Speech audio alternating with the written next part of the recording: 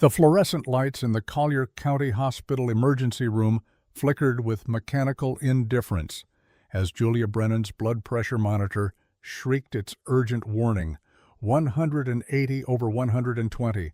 The numbers glowed red on the screen like accusations. Dr. Lahiri's voice cut through the chaos, sharp and clinical.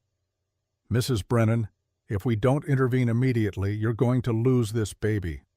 Julia lay on the gurney, her hands clutching the metal rail so tightly her knuckles had turned white. At 7 months pregnant, her body had become a battlefield, and she was losing. The hospital gown clung to her sweat-drenched skin. Her dark hair, usually pulled back in a neat ponytail, now stuck to her forehead in damp strands. "Not today," she whispered, the words barely audible above the beeping machines. "Please, not today." A nurse pressed an oxygen mask over her face. Another inserted an IV line with practiced efficiency. Julia's vision blurred at the edges, the room tilting like a ship in a storm. Through the haze, she saw Dr. Lahiri's lips moving, forming words she couldn't quite hear. "We need to know what caused this spike in blood pressure," the doctor was saying. "Mrs. Brennan, what happened today? What stressed you to this level?" Julia closed her eyes. Behind her eyelids, images flashed like a broken film strip, a dusty fairground.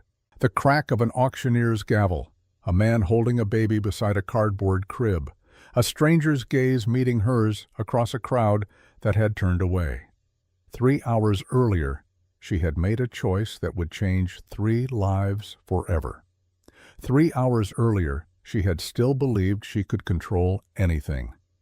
The words 3 hours earlier appeared in her mind like a title card, and Julia let herself fall backward through time. The Texas sun beat down on the Collier County Fairgrounds with the relentless intensity of an anvil hammer. It was the kind of heat that made the air shimmer, that turned asphalt soft and made breathing feel like work. Julia Brennan sat in her Honda Civic with the engine running and the air conditioning on full blast, staring at the manila envelope on her passenger seat. The envelope had arrived 3 days ago from Wallace and Associates, the law firm handling Thomas's estate. Her late husband's estate.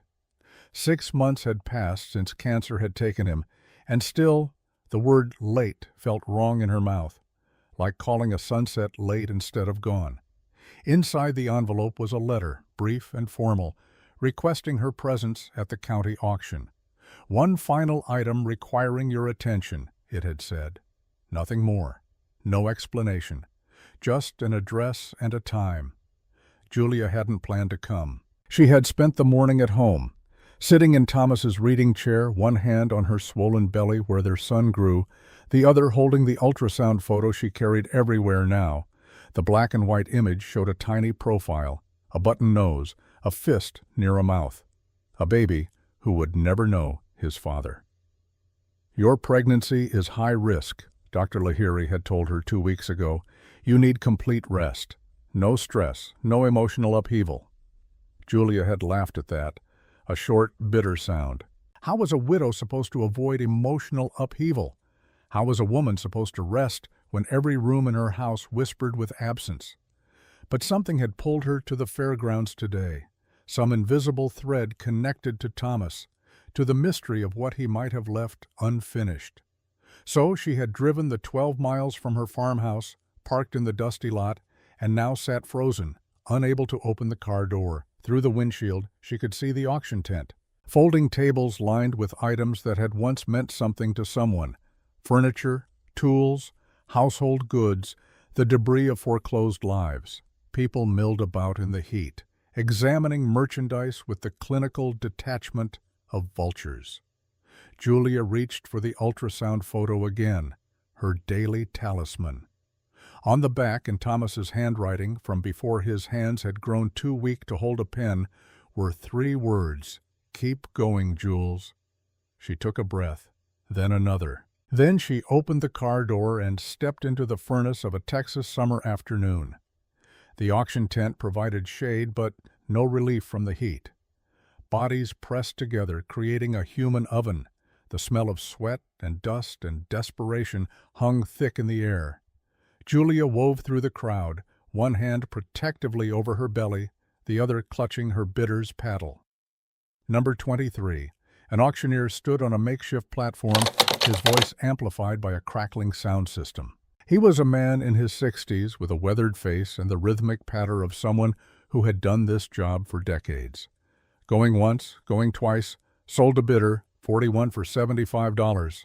The gavel came down with a crack that made Julia flinch. She pushed forward, looking for whatever Thomas had wanted her to see. Furniture lots, farm equipment, boxes of kitchen supplies, nothing that seemed to require her attention specifically. Nothing that explained the cryptic letter. Then the crowd shifted and Julia saw him. A man stood at the far end of the tent, next to what could only be described as a makeshift crib constructed from cardboard boxes and blankets. He was tall, maybe 6'2", with the lean, weathered build of someone who worked outdoors. His jeans were worn, his boots scuffed, his plaid shirt faded from too many washings. A cowboy hat sat on a nearby table, sweat stained around the band. But it was his face that stopped Julia cold. Weathered skin that spoke of too much sun and not enough sleep. A jaw covered in several days' worth of stubble. And eyes the color of faded denim, holding an exhaustion so profound it seemed to radiate outward like heat waves. In his arms, he held a baby. The infant couldn't have been more than 2 weeks old, wrapped in a pale yellow blanket that had seen better days. The baby was sleeping. Tiny fists curled near her face, completely oblivious to the chaos of the auction around them. The auctioneer's voice cut through Julia's shock. Lot number 47, household goods, livestock equipment, and... He paused, clearly uncomfortable. Pending legal review, custodial guardianship. The crowd went silent. It was the kind of silence that happens when everyone knows they're witnessing something wrong, but no one wants to be the first to name it. Julia's mind struggled to process what she was hearing. They were auctioning this man and baby together, bundling them like furniture, selling them as a lot number. The man holding the baby wasn't pleading, wasn't making a scene. He just stood there cradling the infant with infinite care, his face a mask of quiet desperation. "Do I hear an opening bid?" the auctioneer asked. His voice had lost its rhythmic enthusiasm. $300 for the lot? No one moved. The crowd that had been so eager to bid on tables and tools now stood frozen, unwilling to participate in whatever moral violation this represented. Julia's hand moved to her purse, fingers finding the photograph tucked inside. Not the ultrasound, the other one. An old picture, corners worn from handling. Thomas and another man, both younger, both grinning, standing in front of a ranch house.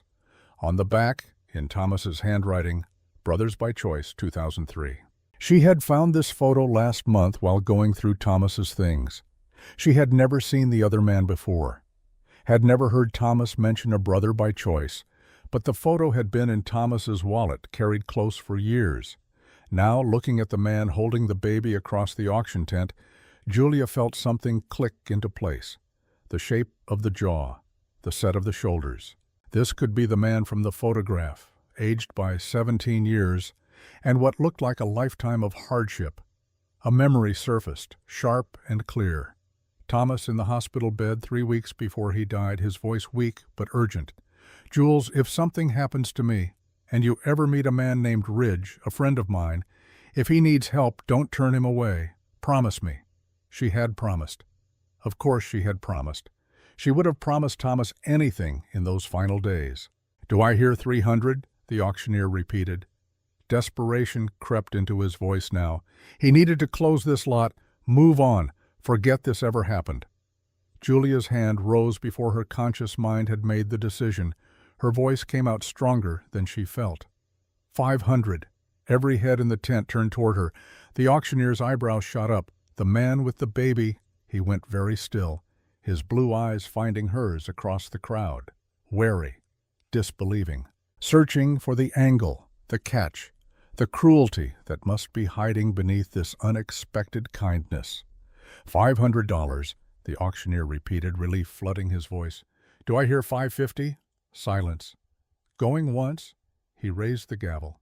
"Going twice." Julia kept her eyes on the man holding the baby. Something passed between them in that moment, Not understanding, not trust, just a desperate, fragile thread of hope. The gavel fell. Sold to bidder 23. The sound echoed in Julia's chest like a gunshot. What had she just done? The crowd dispersed quickly after that, eager to move away from the uncomfortable scene. Julia made her way to the registration table on legs that felt uncertain. Her hands shook as she filled out the paperwork, as she wrote a check for $500, money she couldn't really afford, but somehow couldn't not spend. The clerk, a tired woman with reading glasses on a chain, processed the transaction without meeting Julia's eyes. Lot 47 includes household goods, listed livestock equipment, and, she paused, the individuals involved. You'll need to coordinate directly with them for, transfer of custody. Transfer of custody. As if this were a normal transaction. As if she had just bought a used car instead of intervening in what should never have been allowed to happen in the first place. Julia took the receipt and turned to find the man standing 3 feet away, the baby still cradled carefully in his arms. Up close, she could see the exhaustion carved into every line of his face. Could see the way his shirt hung loose on his frame, as if he'd lost weight recently. Could see the careful, practiced way he supported the infant's head, the gesture of someone who had been doing this for days without break. "Ma'am," he said. His voice was rough, like gravel over rust. "I need you to know I'm good for whatever you paid back there. I'll work it off, every penny." Julia looked at him, really looked, and saw pride fighting with desperation. Saw a man who had lost everything but was still trying to maintain some shred of dignity. "It was $500, she said quietly, "and my name is Julia, Julia Brennan." Something flickered in those blue eyes. Recognition, pain? It was gone too quickly for her to identify. "Brennan," he repeated. "Thomas Brennan's widow?" The world tilted. "You knew my husband?" The man's jaw clenched, a muscle jumping beneath the stubble. "I knew Thomas. We were friends. A long time ago." He paused. "I didn't know he had passed. I'm sorry for your loss." The sincerity in his voice was unmistakable, and it hit Julia like a physical blow. Another piece of Thomas's life she had never known about. Another secret her husband had carried to his grave. "What's your name?" she asked. "Ridge Crawford." Ridge, the name from Thomas's deathbed request. The man in the photograph. Julia's knees went weak, and she had to lock them to stay upright. "You're the friend," she said. "The one Thomas wanted me to help." Ridge looked at her with such open confusion that she knew he had no idea what she was talking about. "Thomas never mentioned me to you?" "Not until the very end." Julia shifted her weight, suddenly aware of how hot the tent was, how her maternity blouse was sticking to her back. "He made me promise. If you needed help, I wouldn't turn you away." Ridge closed his eyes briefly, and when he opened them, they were bright with unshed tears. "That sounds like Thomas, taking care of people even from beyond the grave." The baby stirred in Ridge's arms, making a soft sound. He automatically adjusted his hold, began a gentle rocking motion without seeming to think about it. "What's her name?" Julia asked. "Lily. Lily Crawford." Ridge's voice softened when he said it. "She's 10 days old. Where's her mother?" The question hung in the air for a moment too long. Ridge's face closed off, the brief vulnerability disappearing behind a wall of carefully controlled emotion. "Her parents are dead," he said flatly. "Car accident 3 weeks ago. My brother Daniel and his wife Natalie. I'm all the family Lily has left." Julia felt her throat tighten. This baby girl, barely 2 weeks old, already an orphan. And this man, standing in an auction tent being sold like property, trying to keep his niece out of the foster care system by any means necessary. "Come on," Julia heard herself say. "Let's get you both out of this heat." Ridge didn't move. "Mrs. Brennan, I appreciate what you did back there, but I can't accept charity. I need to work for what I owe you. Then we'll figure that out. But right now, this baby needs to be somewhere cool, and you look like you haven't eaten in days." Julia gestured toward the parking lot. "My car is air-conditioned. We can talk there." For a moment, Ridge looked like he might refuse. Then Lily made another small sound, and his resolve crumbled. "All right, thank you." They walked through the fairgrounds side by side, not quite together but not separate either. Two strangers bound by a dead man's final wish and $500 at a county auction. Julia's Honda Civic was a furnace despite the shade. She started the engine and cranked the air conditioning while Ridge carefully placed Lily in the back seat, using his body to shield her from the hot air until the cool began to flow. He moved with the efficiency of practice, arranging the baby in a nest of blankets he pulled from a duffel bag. Julia watched in the rearview mirror, fascinated by the care he took. This was not a man learning to handle an infant. This was someone who had been doing it since the beginning. When Ridge finally slid into the passenger seat, he sat rigid, hands on his knees, eyes straight ahead. The silence stretched between them, broken only by the hum of the air conditioner and Lily's soft breathing from the back seat. "I have a farmhouse," Julia said finally. 20 acres about 15 minutes from here. There's a guest room. You and Lily could stay there while we figure things out." Ridge's head turned sharply. "Mrs. Brennan, Julia, please." "Julia," he corrected. "I can't impose on you like that. You don't know me. For all you know, I could be dangerous." "Are you dangerous?" "No." "Then that's settled." Julia put the car in gear and pulled out of the parking lot before he could protest further. They drove in silence down County Road 47, past fields of dried grass, and the occasional ranch house set back from the road. The landscape was brown and parched, waiting for rain that might or might not come. Julia's farmhouse appeared as they crested a small rise, white-clabbered with green shutters, surrounded by pasture land that she hadn't had the energy or money to maintain since Thomas died. Ridge looked at the house with the careful assessment of someone who had learned not to get comfortable too quickly. "It's a good piece of land." "It was Thomas's dream," Julia said. "We bought it 8 months ago with life insurance money from his first diagnosis. He wanted space, room to raise a family." She touched her belly. "We thought we'd have more time." She pulled into the gravel driveway and killed the engine. The sudden silence felt heavy. Ridge reached for the door handle, then stopped.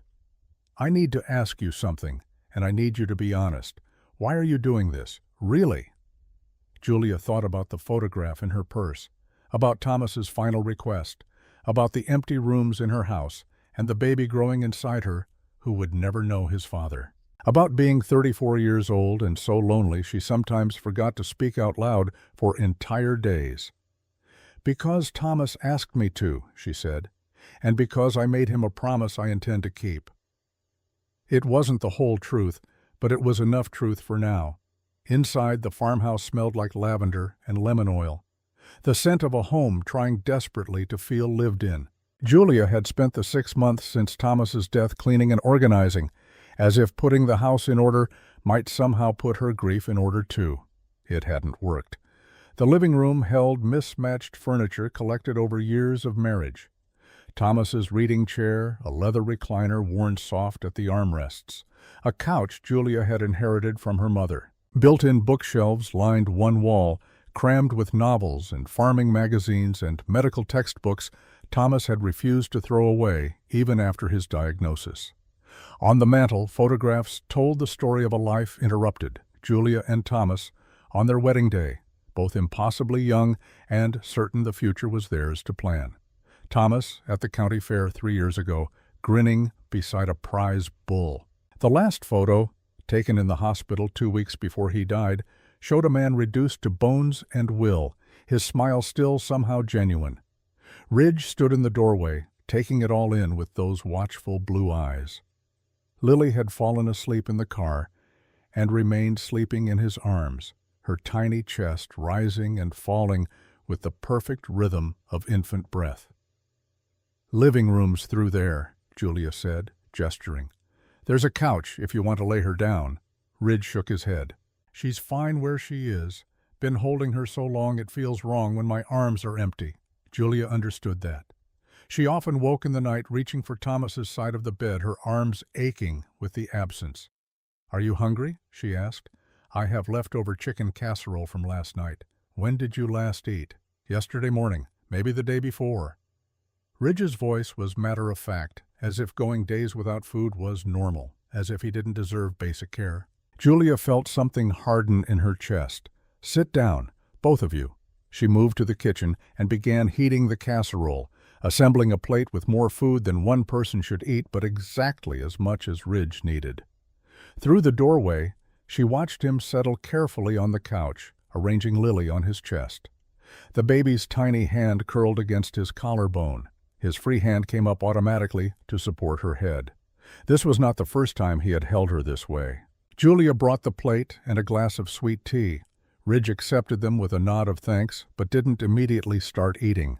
Instead, he just stared at the food like he wasn't sure it was real. "It's not poisoned," Julia said, settling into Thomas's chair. The leather still smelled faintly of his aftershave, a scent she couldn't bear to wash away.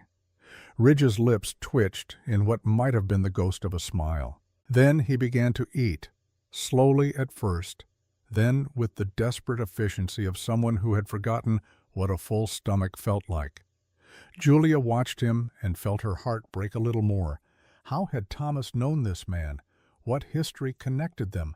And why had her husband never mentioned Ridge in all their years together? "You want to tell me what happened?" she asked quietly. "How you ended up at that auction?" Ridge finished chewing, swallowed, set down his fork with deliberate care. When he spoke, his voice was measured, controlled, like a man reading from a script he had rehearsed. "Daniel was my younger brother. Him and Natalie. They tried for years to have a baby. When she finally got pregnant, Daniel was over the moon, started building a nursery before she was even showing." He paused to shift Lily slightly, adjusting her position with practiced ease. "I was helping Daniel run cattle on the family place. Nothing fancy, small operation. But it had been in our family for 3 generations. Our grandfather built the original house with his own hands." Julia could hear the grief beneath the words. Not fresh grief, but the old kind, the kind that had settled into his bones and become part of his structure. "Car accident happened 3 weeks ago," Ridge continued. "Drunk driver ran a red light in town. Daniel died instantly. Natalie, she held on long enough to deliver Lily by emergency C-section. Then she was gone too." "I'm so sorry." The words felt inadequate, but Julia meant them with every fiber of her being. She knew the specific weight of loss, how it changed the very air you breathed. Ridge nodded acknowledgement. "Hospital bills wiped out what little savings we had. Insurance covered some, but not enough. Daniel had taken out loans to upgrade equipment last year. When I couldn't make the mortgage payments after he died, the bank started foreclosure proceedings. Said I was a poor risk without Daniel's income to back it up. They took everything? House, land, equipment, livestock, even Daniel's truck." Ridge's jaw tightened. "The auctioneer, he's also the bank's representative for the county. He knew I'd been listed as Lily's temporary guardian, knew I didn't have official papers, so he structured the household goods lot to include me and Lily together." "That's illegal," Julia said. "You can't auction custody rights." Technically, he wasn't. He was auctioning household goods with a note that whoever bought the lot would be taking responsibility for an infant whose guardian had no stable housing. Same end result, but just legal enough that no one was going to stop him. The cruelty of it stole Julia's breath. "So you stood there hoping someone would bid on you both together rather than let Lily go into foster care alone." "I couldn't let her go into the system," Ridge said, and for the first time his voice cracked. "Too many kids get lost in foster care, bounced from home to home. I promised Daniel, I promised Natalie, I'd take care of their little girl." Julia looked at Lily's sleeping face. So innocent, so trusting. Already this child had lost everything, and she didn't even know it yet. "What's your plan now?" Julia asked gently. Ridge straightened his shoulders, and she saw him physically pulling himself together. "Find work, save money, get stable housing. Yet prove to the courts I can provide for her. I won't impose on your generosity longer than necessary." "How long do you think that will take?" "Few months? Maybe 6 if I can get hired at one of the big ranches." He met her eyes. "I'm good with cattle, good with my hands. Someone will hire me. Julia thought about the reality of his situation. No permanent address, no references probably, since his only employer had been his dead brother. No way to care for a 10-day-old infant while working 10-hour days on a ranch. The impossibility of it pressed down on her like a physical weight. "What if I told you that you could stay here?" she heard herself say. "You and Lily both, for as long as you need." Ridge went very still. "Mrs. Brennan, Julia, I can't accept that." "Why not?" "The house is too big for one person. The guest room is just sitting empty. And Thomas, he wanted me to help you." "Thomas didn't know I'd show up with a baby and $500 in debt." "No," Julia agreed, "but he knew you'd show up with something, some burden you'd carry alone if I let you. That's why he made me promise." They sat in silence for a long moment. Outside, the sun was beginning to set, painting the sky in shades of orange and pink. The kind of Texas sunset Thomas had loved, had photographed obsessively in the months before he got too sick to hold a camera. "I don't understand," Ridge said finally. "You're pregnant, widowed. You've got your own grief to deal with. Why would you take in strangers?" Julia touched her belly where her son moved, a tiny flutter against her palm. "Because I know what it's like to be alone, to feel like the world has taken everything and left you with nothing but the will to keep breathing. And I know that sometimes the only thing that saves you is someone else choosing to care when they don't have to."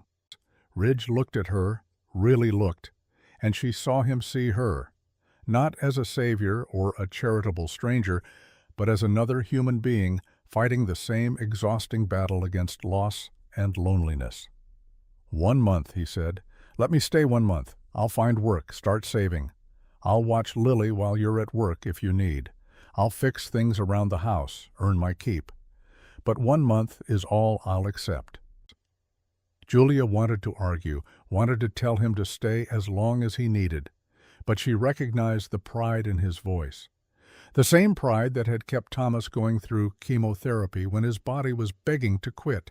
Some dignity could only be preserved through limits and boundaries and the pretense of temporary arrangements. 1 month, Julia agreed. They shook hands on it, and Julia felt the calluses on Ridge's palm, the rough texture of a man who had worked hard his entire life, felt the way his hand trembled slightly before he steadied it. Ridge stood cradling Lily. "I should get our things from the truck. You've had a long day." Julia had nearly forgotten. Her day had started 12 hours ago with her usual routine. Now it was ending with 2 strangers in her home and a promise made to a dead man finally beginning to be kept. She watched Ridge walk to his truck, an ancient Ford that had seen better decades. He moved with the careful precision of exhaustion, someone running on the last fumes of will. From the truck bed, he pulled a duffel bag, a cardboard box labeled "baby stuff" in careful block letters, and the makeshift crib that had been at the auction. Everything he owned in the world fit in the back of a borrowed truck. Julia helped him carry things inside, her pregnant belly making her movements awkward. Ridge tried to carry everything himself, but she insisted on taking the lighter boxes. They worked in silence, creating a temporary nursery in the guest room upstairs. The room had been Thomas's office before he got too sick to climb stairs.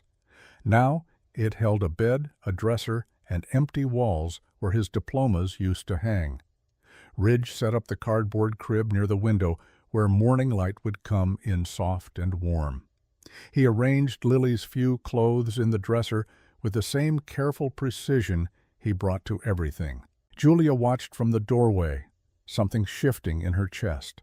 For the first time in 6 months, the house didn't feel quite so empty. The silence had weight to it now, the kind of silence that comes from people being careful not to disturb each other rather than the silence of complete aloneness. "Thank you," Ridge said, not turning from his task. "For everything today? For seeing us when everyone else looked away." "Thomas would have done the same," Julia said. "Thomas was a better man than most." "You knew him well?" Ridge's hand stilled on a tiny onesie. "We met years ago, worked together for a while. Lost touch, the way people do." He turned to face her. "I didn't know he'd gotten married, didn't know he was sick. If I had, I would have been there." The regret in his voice was genuine, and Julia felt tears prick her eyes. He had a way of keeping people at a distance when things got bad. Didn't want to be a burden. Sounds like Thomas. Ridge smiled, a small, sad expression. He was always taking care of everyone else. Never let anyone take care of him. That's what killed him, Julia said quietly. The not asking for help. By the time he admitted he was sick, the cancer was already stage 4. They stood in the comfortable silence of shared grief, two people who had loved the same man in different ways and different times. Downstairs, Julia heard her phone ring. The sound was jarring, pulling her back to the present. She excused herself and hurried down, her hand automatically going to her belly as she took the stairs carefully. The caller ID showed her doctor's office. Her heart rate spiked. "Hello? Mrs. Brennan, this is Nancy from Dr. Lahiri's office. I'm calling about your blood pressure readings from yesterday's appointment." Julia had nearly forgotten the routine checkup that had shown her blood pressure creeping upward. 140/90, not dangerously high, but trending in the wrong direction. "The doctor wants to see you again in 1 week instead of 2, Nancy continued, "and she wants you to monitor your pressure at home daily. Can you come in tomorrow to pick up a home monitor?" "Yes," Julia said, though her mind was already racing ahead to all the things she needed to do. The library where she worked part-time would need coverage. The groceries she hadn't bought. The preparations for a baby she was trying desperately not to lose. She hung up and stood in the kitchen, one hand on the counter to steady herself. Through the window, she could see the sun had fully set now. The farmland stretched out in darkness, and somewhere in that darkness was the future, uncertain and frightening. Upstairs, she heard Ridge's voice, soft and melodic, singing something without words to Lily. A lullaby that needed no language, just the rise and fall of a voice offering comfort and safety. Julia closed her eyes and let the sound wash over her. For the first time since Thomas died, she wasn't the only adult in this house, wasn't the only person keeping vigil against the dark. It should have felt like relief. Instead, it felt dangerous, like she was letting herself hope again, and hope was the most fragile thing she owned. The next morning came too early, announced by Lily's cries at 5 a.m. Julia woke in her own bed, disoriented for a moment by the sound. Then she remembered. Ridge and Lily. The auction. The promise. She lay still, listening. Ridge's footsteps crossed the floor above her. The crying stopped almost immediately, replaced by his low voice, soothing and certain. The sounds of a bottle being prepared. The creak of the rocking chair Julia had moved into the guest room last night. Julia should go back to sleep. Should take advantage of Ridge handling the early morning feeding. But she found herself getting up instead, pulling on a robe, padding quietly up the stairs. The guest room door was open. Inside, Ridge sat in the rocking chair with Lily cradled in his arms, a bottle held at the perfect angle. He hadn't noticed Julia yet. His attention was completely on the baby, his face soft, with an expression that transformed his harsh features into something almost tender. He was shirtless, wearing only a pair of worn jeans, his feet bare against the hardwood floor. In the early morning light coming through the window, Julia could see his body told a story. Scars crisscrossed his torso, old injuries that had healed poorly. His ribs were too prominent, evidence of too many missed meals. But his arms, cradling Lily, were gentle as prayer. Julia must have made a sound because Ridge's head snapped up, his body going tense. "I'm sorry," Julia said quickly. "I heard her crying. I thought maybe you needed help." Ridge's shoulders relaxed marginally. "We're fine. Didn't mean to wake you." "You didn't. I was already awake." Julia stepped into the room, settling on the edge of the bed. "How long have you been up?" "Since about 3. She likes to eat every 2 hours." Ridge said it without complaint, just stating fact. Goes with the territory. Julia watched him feed Lily, watched the practiced competence of his movements. "You're good at this." "Had to learn fast. Hospital only kept her 3 days after birth. Sent her home with me and a pamphlet on infant care." A ghost of a smile. "Figured it out as I went." "That must have been terrifying." "Still is. Every day I wake up afraid I'm going to do something wrong, Drop her. Feed her too much or not enough. Not know when to take her to a doctor." Ridge's voice dropped lower. "I keep thinking about how Daniel and Natalie should be the ones doing this, how they wanted it so badly. And here I am, stumbling through it alone." The raw honesty of it struck Julia square in the chest. This was what grief looked like in the daily hours. Not dramatic crying or scenes of anguish, but the quiet terror of doing ordinary things without the people who should be there to help. "You're not alone anymore," Julia said. "I don't know much about babies either, but we can figure it out together." Ridge looked at her, and something passed between them, an understanding, an alliance forged not from love or even friendship, but from the simple shared fact of survival. Lily finished her bottle, and Ridge lifted her to his shoulder for burping with the same practiced ease. His hand, broad and calloused, looked impossibly large against her tiny back. "I need to tell you something," Ridge said, not meeting Julia's eyes. "About what happened yesterday at the auction." Julia went still. "Okay." "The man running the auction, the auctioneer. His name is William Stokes. He used to be the county sheriff." Ridge paused. "I don't know if that name means anything to you." It did. It meant everything. William Stokes was Julia's father, the father she hadn't spoken to in 16 years, not since the night he had arrested Thomas for drunk driving and told Julia she had to choose between her family and the man she loved. She had chosen Thomas, had walked away from her father's house, and never looked back. "He's my father," Julia said quietly. "We're not in contact."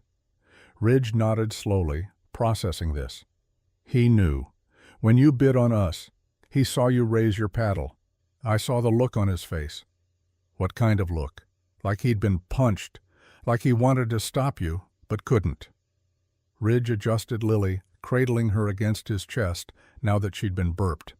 "I thought you should know, in case he shows up here, in case he tries to, I don't know, interfere." Julia's mind raced.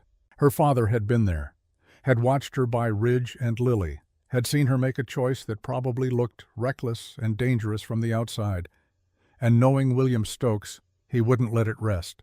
He was a man who believed in rules and order and proper procedures. He would see Julia's decision as impulsive at best, dangerous at worst. "Thank you for telling me," Julia said. "I'll handle my father if he becomes a problem. I don't want to cause trouble between you and your family." "You're not causing anything. That trouble has been there for 16 years. Julia stood, suddenly needing movement. "I should make breakfast. You must be starving."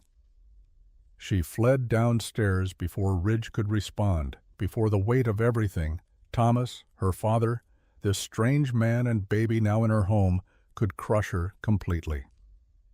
In the kitchen, she mechanically began making coffee and scrambling eggs. Her hands shook slightly as she cracked the shells. Through the window, she could see the sun rising over her dead husband's land, painting everything gold. She heard Ridge come downstairs, heard him moving around the living room. When she turned, she saw he had dressed in a fresh shirt and was settling Lily into a makeshift bassinet he'd created from a laundry basket and blankets. "You don't have to do all this," Ridge said, nodding toward the breakfast she was preparing. "I can cook for myself." "I know, but I'm cooking anyway." Julia poured coffee into 2 mugs. "How do you take it?" "Black? Strong." She handed him a mug, and they stood on opposite sides of the kitchen island, 2 wary strangers trying to figure out how to share space. "Can I ask you something?" Julia said. "About Thomas?" Ridge tensed slightly but nodded. "When did you last see him? Before he died?" Ridge looked down into his coffee. 5 years ago, maybe 6. We worked together on a ranch up near Amarillo. Thomas was getting his teaching credentials, working part-time to pay for school. I was drifting, doing ranch work wherever I could find it. "Thomas never taught," Julia said. "He wanted to, but after we got married, he took a job at the feed supply instead. Said it was steadier money." "That sounds like him. Always practical." Ridge's voice held a note of sadness. "We lost touch after I moved on to another job. I tried to find him a few times, but he'd moved, changed numbers. Eventually, I stopped trying." Julia absorbed this, adding it to the growing pile of things she hadn't known about her husband's life before her. He never mentioned you. Not once in all our years together, only at the very end. Maybe I reminded him of a time he wanted to forget. We weren't. We were both in rough shape back then. Drinking too much, working too hard, running from things instead of dealing with them. The honesty was almost brutal. Julia found herself respecting Ridge more for not trying to paint the past in softer colors. "What were you running from?" she asked. Ridge met her eyes. "The same thing everyone runs from. Disappointment. Failure. The gap between who you wanted to be and who you actually are." Before Julia could respond, there was a sharp knock at the front door. 3 hard raps, official and demanding. Ridge and Julia locked eyes. They both knew, somehow, what was coming. Julia crossed to the door and opened it to find her father standing on her porch. William Stokes looked exactly as she remembered, tall and straight-backed despite his 62 years. His hair had gone completely silver now, and deep lines bracketed his mouth, but his eyes were the same, sharp and assessing and impossible to read. "Julia," he said. His voice was gravel and authority. "Dad," she replied, the word feeling foreign in her mouth after so many years of silence. William's gaze moved past her to Ridge, who had appeared in the living room doorway. The two men sized each other up with the wariness of dogs meeting on contested territory. "I'm here about the auction," William said. "About your purchase. It's none of your business. When it involves the safety of my daughter, it becomes my business." William's voice hardened. "You don't know this man. You're pregnant, vulnerable. This is exactly the kind of impulsive decision that what?" Julia cut him off. "That you warned me about 16 years ago when I chose Thomas? You were wrong then and you're wrong now. Thomas Brennan was a drunk who could have killed someone behind that wheel. Thomas Brennan was a good man who made one mistake and spent the rest of his life making up for it." Julia's voice shook with anger. "He was my husband. He was going to be a father. And you weren't there when he died because you couldn't let go of being right long enough to forgive." The words hung in the air between them, sharp as broken glass. William's face went tight, but Julia saw something flicker in his eyes. Pain, maybe, or regret that came too late to matter. "I made inquiries about Ridge Crawford," William said, changing tactics. "No steady employment in the past 2 years, no permanent address, no criminal record, but also no references." "I don't need references," Ridge spoke up from behind Julia. "I need a chance. Mrs. Brennan is giving me that chance." "And what happens when you decide you've had enough?" William directed his words at Ridge now. "When caring for an infant gets too hard and you need to move on, what happens to that baby then?" "That won't happen." "How can you be sure?" "Because Lily is my responsibility, my family, the only family I have left." Ridge's voice was hard as iron. "I don't run from family." William studied Ridge for a long moment. Then he turned back to Julia. "I can't stop you. You're an adult. But I'm asking you to be careful, for your sake and for the sake of your unborn child." "I am being careful," Julia said quietly. "I'm choosing to help someone Thomas cared about. I'm choosing to trust instead of assume the worst." The barb hit its mark. William flinched. "If you need anything," he said, already turning away. "If there's any trouble, you call me. I'm still your father whether you want me to be or not." He walked to his truck and drove away, gravel crunching under his tires. Julia stood on the porch until the dust settled, her heart hammering. Ridge appeared beside her, Lily in his arms. "I'm sorry. I shouldn't have been the reason you fought with your father. You weren't the reason. That fight has been waiting for 16 years. Julia took a shaky breath. "He'll probably have someone watch the house. Make sure you're not dangerous." "Will that be a problem?" "Only if you actually are dangerous." Julia tried for a smile. "I'm not, but I understand if you want me to leave anyway." Julia looked at Lily, sleeping peacefully despite the drama swirling around her. Looked at Ridge, who held her with such careful devotion. Thought about Thomas and his final request and the empty house that didn't feel quite so empty anymore. "You're not leaving," she said firmly. "We made a deal. 1 month." Relief flooded Ridge's face, so profound it was almost painful to witness. They went back inside together, and Julia finished making breakfast while Ridge gave Lily another bottle. They ate in companionable silence, the kind of quiet that comes when words have been said and don't need repeating.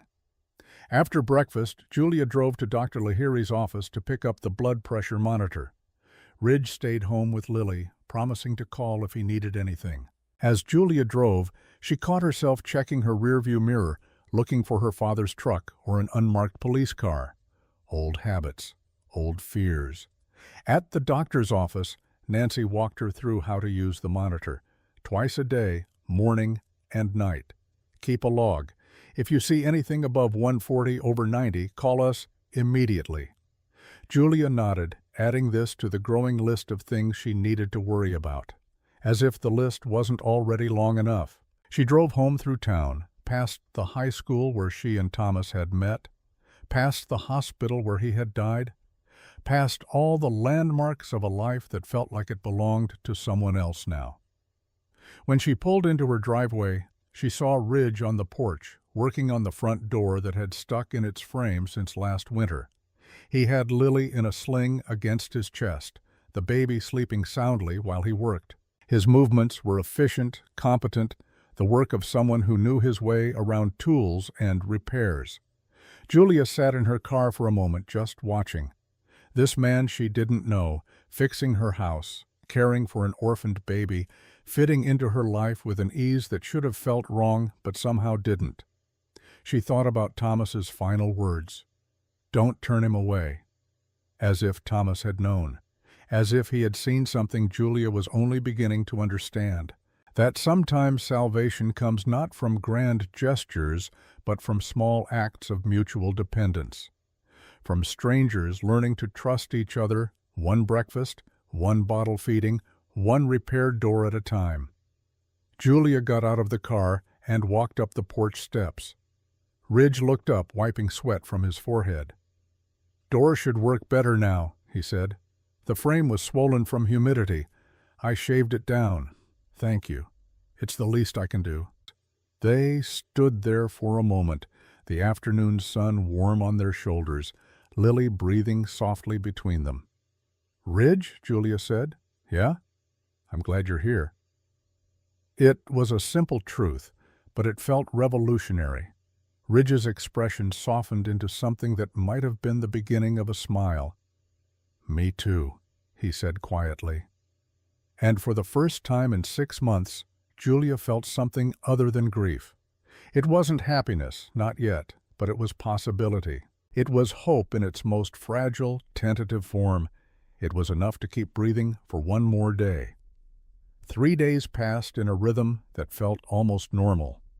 Ridge woke with Lily's first cry, usually around 5 a.m. Julia would wake to the sounds of him moving around upstairs, the soft creak of the rocking chair, his voice singing wordless lullabies.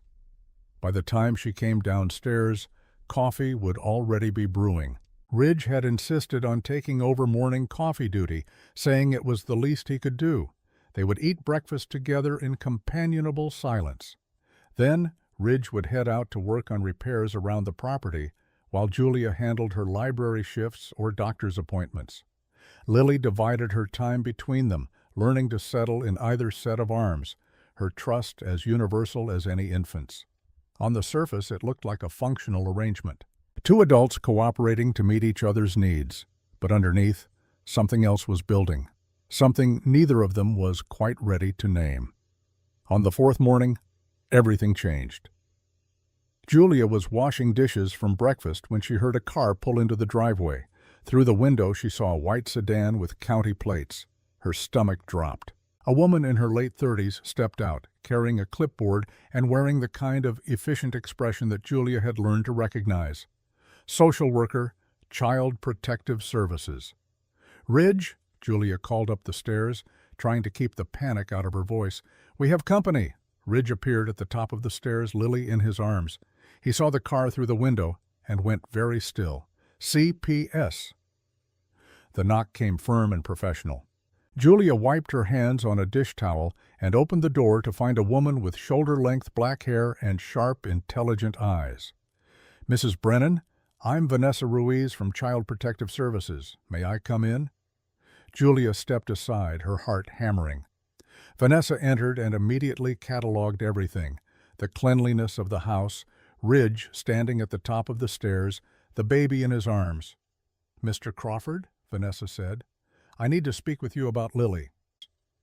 Ridge came down the stairs slowly, his expression guarded. "What about her?" "We received a report that a 10-day-old infant is being cared for by someone who has no legal guardianship and no stable housing situation." Vanessa pulled out papers from her clipboard. "I'm here to assess the situation and ensure the child's welfare." "Who reported it?" Julia asked, though she already knew. "Her father." Of course it was her father. "I can't disclose that information." Vanessa's tone was professional, but not unkind. "But I need to verify some facts. Mr. Crawford, you're claiming to be Lily's uncle?" "I am her uncle," Ridge said carefully. "Do you have documentation proving your relationship?" "Lily's birth certificate lists Daniel Crawford as father and Natalie Crawford as mother. They were my brother and sister-in-law." "And do you have legal guardianship papers?" The silence that followed was damning. "No," Ridge admitted. "Daniel and Natalie died before they could complete the legal documents. I have a letter from Natalie, written before she gave birth, stating her wish for me to care for Lily if anything happened to them. But it's not notarized, not legally binding." Vanessa made notes on her clipboard. "And Mrs. Brennan, what is your relationship to the child?" "I'm helping Ridge care for her." "Are you related to the child in any way?" "No." More notes, more assessments. Vanessa's face gave nothing away. "I need to be honest with both of you," she said finally. "This situation is highly irregular.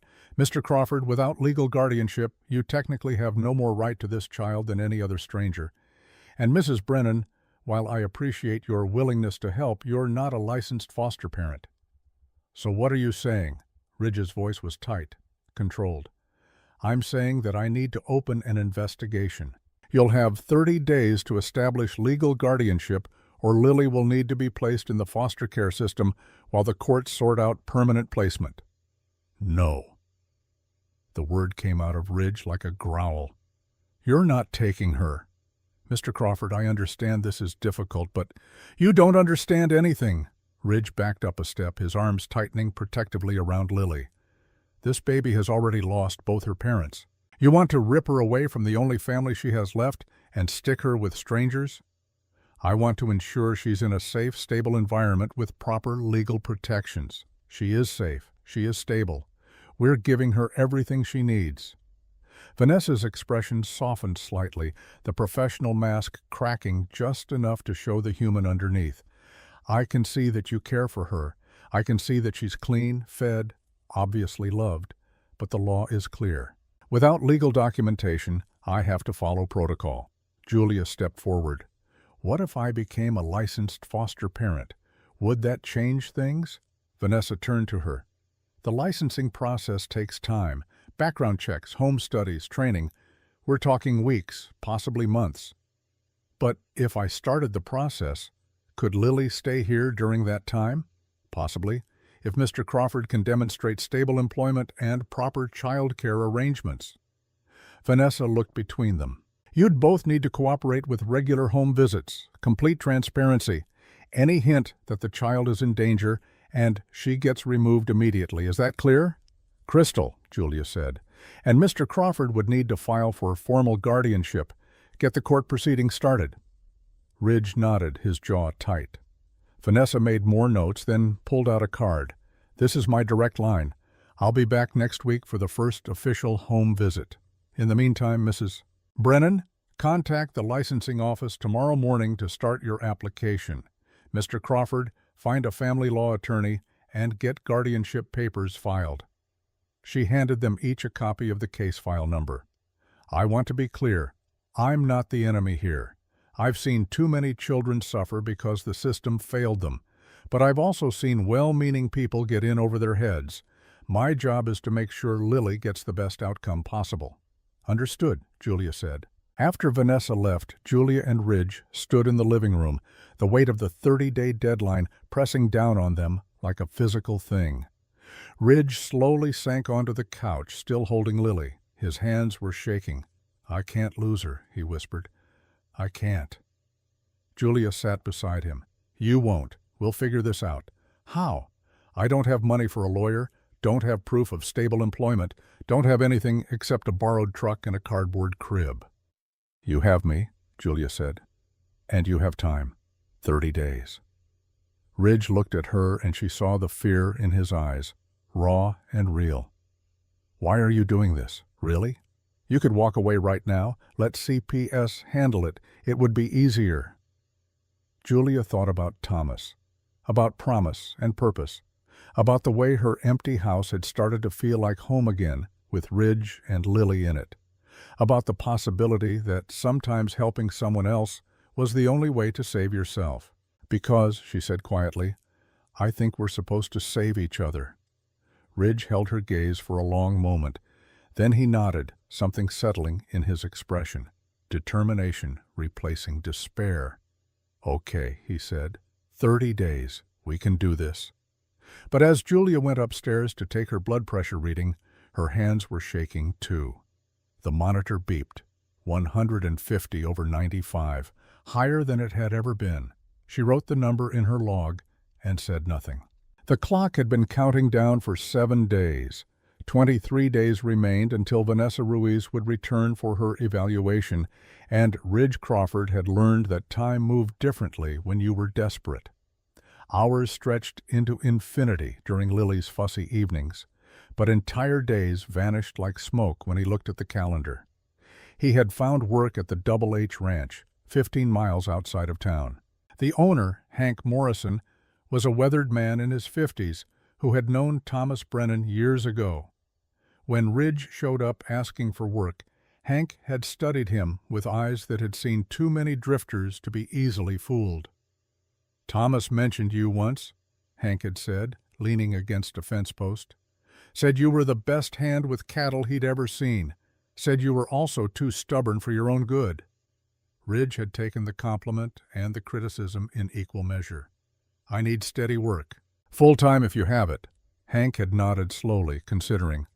"I can give you 6 days a week, dawn to dusk. Pay is fair, but not generous. You'd be handling cattle, mending fences, whatever needs doing." He paused. "Thomas also said you were reliable. That true?" "Yes, sir." "Then you start Monday." That had been 6 days ago. Now Ridge woke every morning at 4:30, fed Lily her first bottle, and was in his truck by 5:15 to make the drive to the Double H. He worked until 6 in the evening, his body remembering the rhythms of ranch work even after 2 years of drifting from job to job. Fence posts and cattle and the endless Texas sky. Julia watched Lily during the day while Ridge worked. She had cut back her library hours to 2 days a week, claiming she needed rest because of the pregnancy. Ridge suspected it had more to do with giving him time to establish stable employment, but he didn't argue. He was learning that Julia Brennan helped people quietly, without making a show of her generosity. They had fallen into a routine that felt almost normal. Ridge would return from work exhausted and covered in dust. Julia would have dinner ready, simple meals from her grandmother's recipe cards, meatloaf and roasted chicken and casseroles that stretched to feed them both. They would eat together at the kitchen table while Lily dozed in her bassinet, talking about their days in the careful way of people learning to share space. After dinner, Ridge would take over Lily's care completely.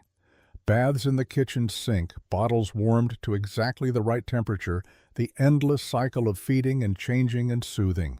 Julia would sit in Thomas's chair with her laptop, working on the foster care licensing application that seemed to require documenting her entire existence.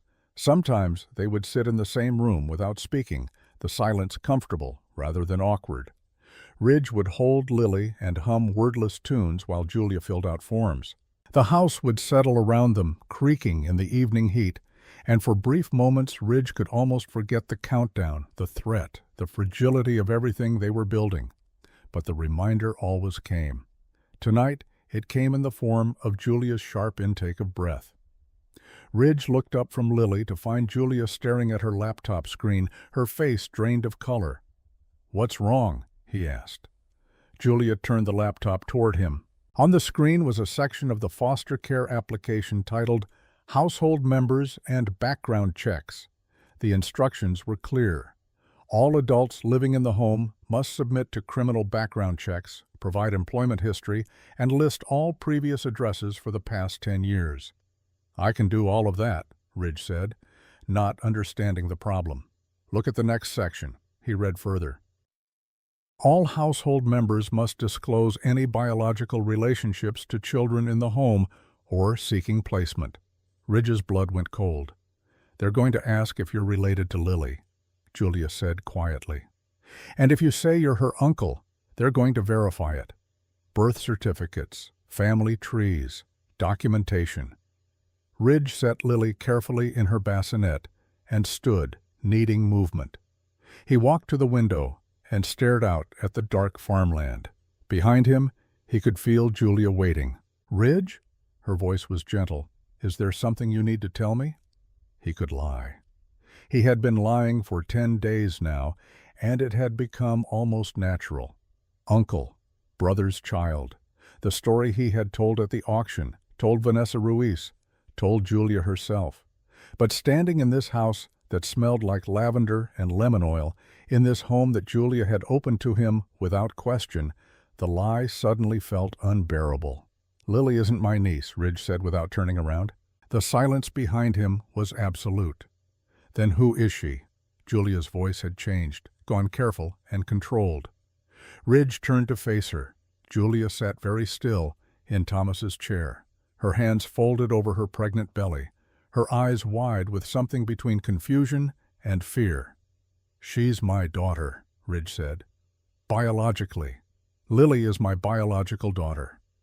Julia stood up slowly, like someone who had just been told the ground beneath their feet might not be solid. "Your daughter. Daniel's wife, Natalie, she was pregnant with your child?" "It's not like that." Ridge ran a hand through his hair, trying to find words for a truth he had never wanted to speak out loud. "Daniel and Natalie, they tried for years to have a baby, went through testing, found out Daniel was infertile. They couldn't afford IVF, couldn't afford adoption." He paused, the memory of that conversation still sharp after 2 years. Daniel in the barn, broken and desperate, asking the impossible. "Daniel asked me to help them," Ridge continued. "Sperm donation, artificial insemination, not IVF, cheaper. They said the baby would still be family, still be Crawford blood. They begged me." Julia sank back into the chair. "So you agreed." "I didn't want to. I knew it was complicated, knew it could cause problems. But Daniel was my brother, my only family, and Natalie, she wanted a child so badly." Ridge's voice cracked. "I thought I was helping them, thought I was doing something good." "But the baby, Lily, she's legally yours." "No, legally she's Daniel's. They did the procedure through a clinic, signed papers saying Daniel would be the legal father. I signed away all parental rights. It was supposed to be clean, simple, anonymous." Julia's eyes narrowed. But the birth certificate Vanessa saw, it listed Daniel as the father. Because that's who the father was, in every way that mattered. Daniel was Lily's father. He and Natalie raised her from the moment she was born. I was just the biology. Until they died." Ridge nodded.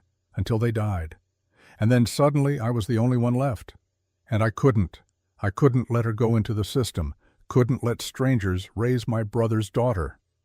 "Your daughter," Julia corrected, and there was something sharp in her voice now.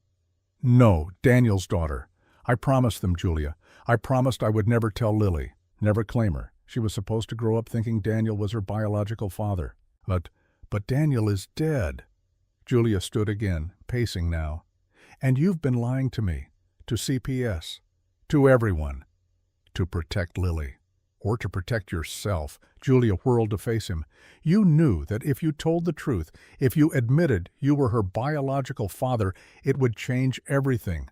The guardianship case, the custody proceedings, all of it." Ridge felt anger flare in his chest, hot and defensive. "You think I kept this secret for myself? I kept it because telling the truth would destroy everything Daniel and Natalie wanted, would make their daughter question her entire existence. Lily is 10 days old. She doesn't have an existence to question yet. But she will. And when she's old enough to understand, I don't want her to think her parents weren't really her parents, that she was some kind of transaction." "She's not a transaction." Julia's voice rose. "She's a child who deserves to know the truth about where she came from. She deserves to know that her parents loved her, that they wanted her. That's the only truth that matters." They stared at each other across the living room, Lily sleeping peacefully between them, unaware that the adults in her life were fracturing. Julia spoke first, her voice deadly quiet. "How long were you going to keep lying to me?" "I don't know. Forever, maybe." "Forever." Julia laughed, but there was no humor in it. "We're going before CPS in 3 weeks. They're going to dig into every detail of your life, of Lily's parentage, of everything. Did you really think you could hide this?" I hoped, we could get through the evaluation without it coming up." "That's not hoping, Ridge, that's delusion." Julia pressed her hands to her temples. "Do you understand what you've done? You've made me complicit in your lie. I've been telling CPS that you're Lily's uncle. I've been vouching for you based on information that's false." "The information isn't false. I am her uncle. I raised her with Daniel and Natalie for the first days of her life." "But you're also her father, and that's the part that matters legally." Ridge wanted to argue, wanted to make her understand, but the words died in his throat. Because she was right. He had been lying. And now Julia, who had trusted him, who had opened her home to him, was facing consequences for his deception. "I'm sorry," he said. "I should have told you from the beginning." "Yes, you should have." Julia moved to the stairs. I need to think. I need to be alone." She climbed the stairs slowly, one hand on the railing, the other on her belly. Ridge watched her go and felt something collapse inside his chest. He looked down at Lily, still sleeping, innocent and trusting. She had no idea her existence was built on secrets and compromises, had no idea that the man holding her was drowning in guilt. Ridge picked her up carefully and carried her upstairs to the guest room. He changed her diaper, fed her a bottle, sang her the wordless lullaby that always calmed her. All the while, his mind raced through possibilities and consequences. If he came clean to CPS, if he admitted he was Lily's biological father, would that help or hurt his case? Would it prove he had a right to her, or would it prove he was willing to lie to authorities? Would Julia forgive him, or would she throw him out? And underneath all those questions was one that terrified him most. Was he a father or an uncle? Was Lily his daughter or his brother's? He didn't know anymore. Lily fell asleep in his arms, her tiny hand curled around his finger. Ridge sat in the rocking chair and held her, this child who was both his and not his, this beautiful complication that had upended his entire life. Downstairs, he heard Julia moving around, heard her voice, muffled, talking to someone on the phone. He strained to hear but couldn't make out the words. An hour later, there was a soft knock on his door. Julia stood in the hallway, her eyes red but her voice steady. "I called my sister Linda," she said. "Asked her advice." Ridge waited. "She reminded me that people make mistakes, that good people make terrible choices for complicated reasons." Julia leaned against the doorframe. "She also reminded me that I made a promise to Thomas, that I committed to helping you. You don't owe me anything, not after what I've done. No, I don't owe you, but I owe Thomas, and I owe myself." Julia came into the room and sat on the edge of the bed. "I need you to understand something, Ridge. I can forgive the lie. I can understand why you kept the secret, but I can't help you if you keep lying. Not to me, not to CPS, not to anyone. You want me to tell them the truth. I want you to stop running from it." Julia's voice gentled. "You're Lily's father. That's not a curse, that's a gift. And hiding it, being ashamed of it, that's what's going to destroy your case, not the truth itself." Ridge looked down at Lily. "What if the truth makes everything worse? What if it makes everything better? Julia countered. What if being honest is exactly what CPS needs to see? That you're a father willing to sacrifice your pride, your privacy, everything, to keep your daughter safe? The word daughter hit Ridge like a physical blow. He had spent so long thinking of Lily as Daniel's daughter that hearing someone call her his felt revolutionary. I don't know how to be a father, he whispered. Neither does any man before he becomes one. Julia stood and moved to the door. But you've been doing it for 10 days now, feeding her, changing her, loving her. That's what fathers do. She left him alone with Lily and his thoughts. Ridge sat in the dark, rocking slowly, trying to imagine a world where he could claim Lily as his daughter without betraying Daniel's memory, trying to imagine a world where the truth set him free instead of destroying everything. He was still sitting there when dawn broke. The next 3 days passed in a strange, tense peace. Julia and Ridge moved around each other carefully, like people navigating a room full of broken glass. They were polite, functional, cooperative. But the easy comfort they had been building was gone, replaced by the weight of Ridge's secret. Julia threw herself into the foster care application with fierce determination. She scheduled the required background check, began the mandatory training modules, arranged for a home study. She worked late into the night, fueled by coffee and stubbornness, determined to build a legal foundation that couldn't be questioned. Ridge worked at the Double H from dawn to dusk, pushing his body until exhaustion made thinking impossible. Hank Morrison noticed the change in him, the driven intensity that bordered on self-destruction. "You trying to work yourself to death?" Hank asked on the third day, watching Ridge repair a fence in the brutal afternoon heat. "Just trying to earn my keep." "You've earned more than your keep. You've done the work of 2 men this week." Hank handed him a bottle of water. "But a man who works like he's being chased, that's a man running from something." Ridge drank the water, grateful for the momentary pause. "I'm not running." "Could have fooled me." Hank leaned against the fence post. "Thomas used to work like that. When Julia was having trouble getting pregnant, he'd come out here and work until he couldn't stand. Like if he pushed hard enough, he could fix things." Ridge looked up sharply. "Julia had trouble getting pregnant?" "For years. They tried everything. Treatments, specialists, spent money they didn't have. It nearly broke them." Hank's voice was quiet. "Then Thomas got his diagnosis, stage 4.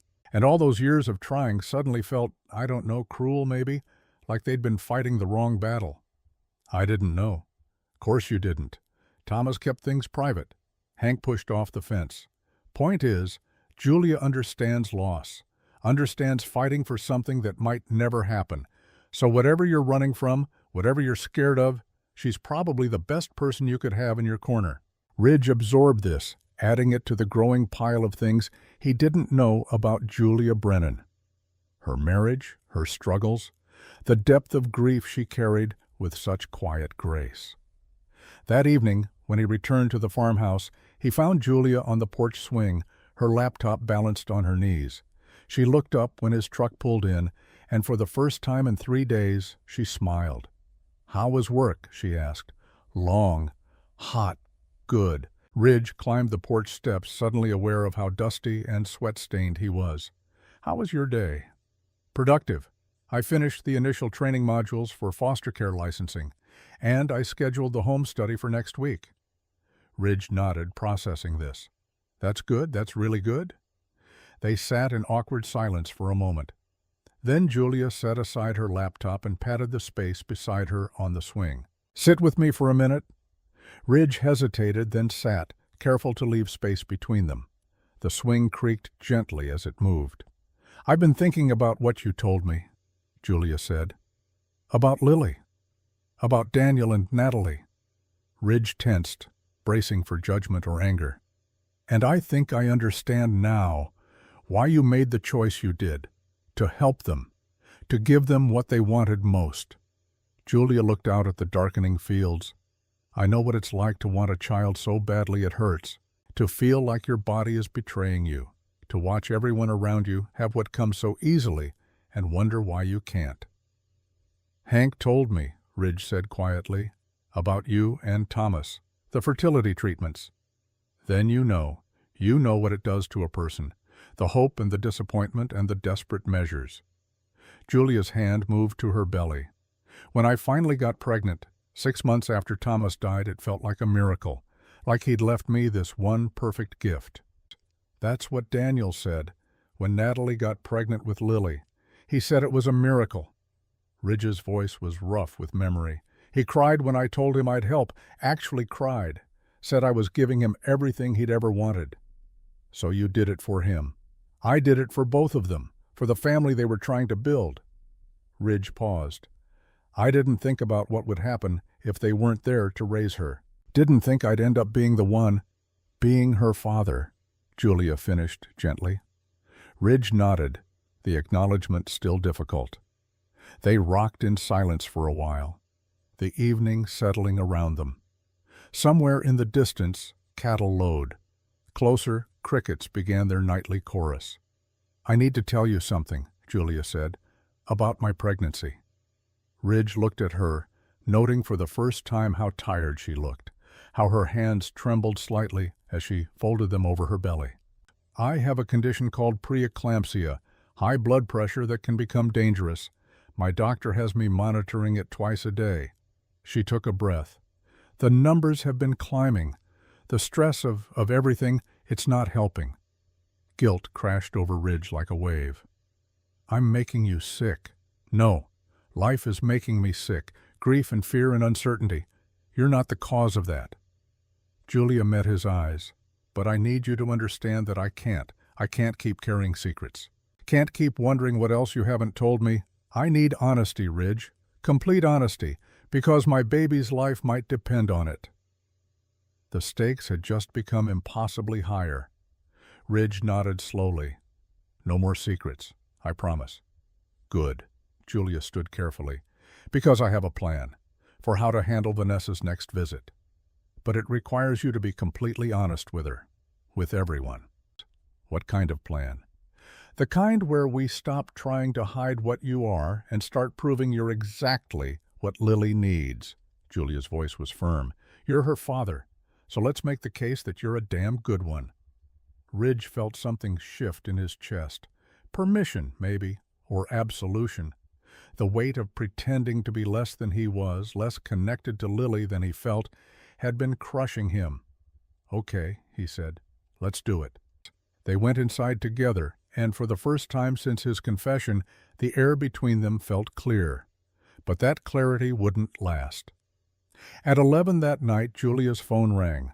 She was in bed, one hand on her belly where the baby kicked, when she saw the caller ID. Unknown number. She almost didn't answer. But something made her pick up. Hello? The voice on the other end was female, rough with cigarettes and bitterness. Julia Brennan? Yes. Who is this? My name is Sarah Crawford. I'm Ridge's mother. Julia sat up sharply, her heart beginning to race. His mother? That's right. The mother he probably told you abandoned him and Daniel when they were kids. The mother who wasn't there when Daniel died. Sarah's laugh was harsh. I bet he didn't mention me at all, did he? No, Julia admitted. Typical. Ridge always was good at pretending people didn't exist when they disappointed him. There was a pause, the sound of a lighter flicking. I'm calling because I know he's living with you. Know he has Lily. How do you know that? Small county. Word travels fast at the church social hour. Your neighbor, Mrs. Chen, she mentioned it to someone who mentioned it to me. Plus, I've been keeping tabs on my boys for years, even if they didn't want me around. Julia's mind raced. What do you want? I want to meet my granddaughter. I want to see Ridge. And I want you to give him a message. Sarah's voice hardened. Tell him he has 7 days to come clean about Lily's parentage. Tell him to tell you the whole truth, not just the parts that make him look noble. I already know about Lily, Julia said. He told me. Did he tell you about the fight? About what happened the night before Daniel and Natalie died? Julia went cold. What fight? Ask him. And tell him if he doesn't come clean, if he doesn't tell you everything, I'll tell CPS myself. I'll make sure they know every detail of how Lily came to be, every complication, every secret. Why would you do that to your own son? Because secrets destroy families, Mrs. Brennan. I learned that the hard way.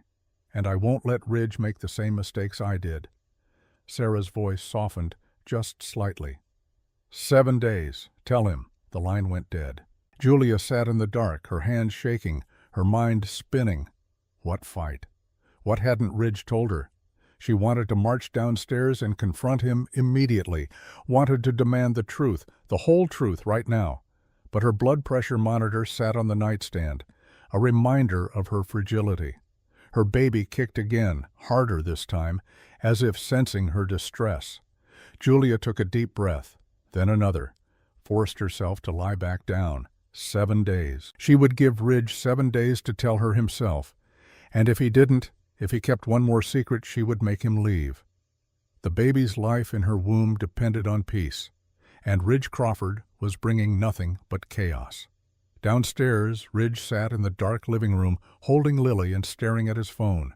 He had 3 missed calls from a number he hadn't seen in 5 years, his mother's number. He deleted the voicemails without listening to them.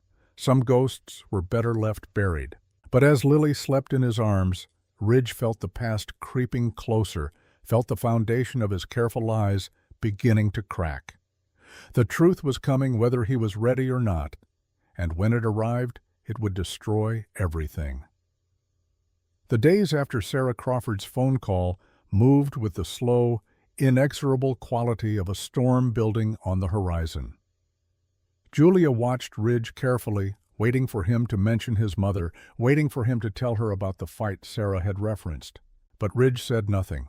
He worked his shifts at the Double H, came home exhausted, cared for Lily with quiet devotion, and kept his secrets locked behind blue eyes that had learned not to reveal too much.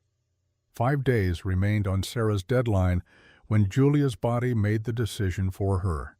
She woke at 3 in the morning with a headache that felt like her skull was being crushed in a vice. The room spun when she tried to sit up. Her vision blurred at the edges, dark spots dancing across her field of view.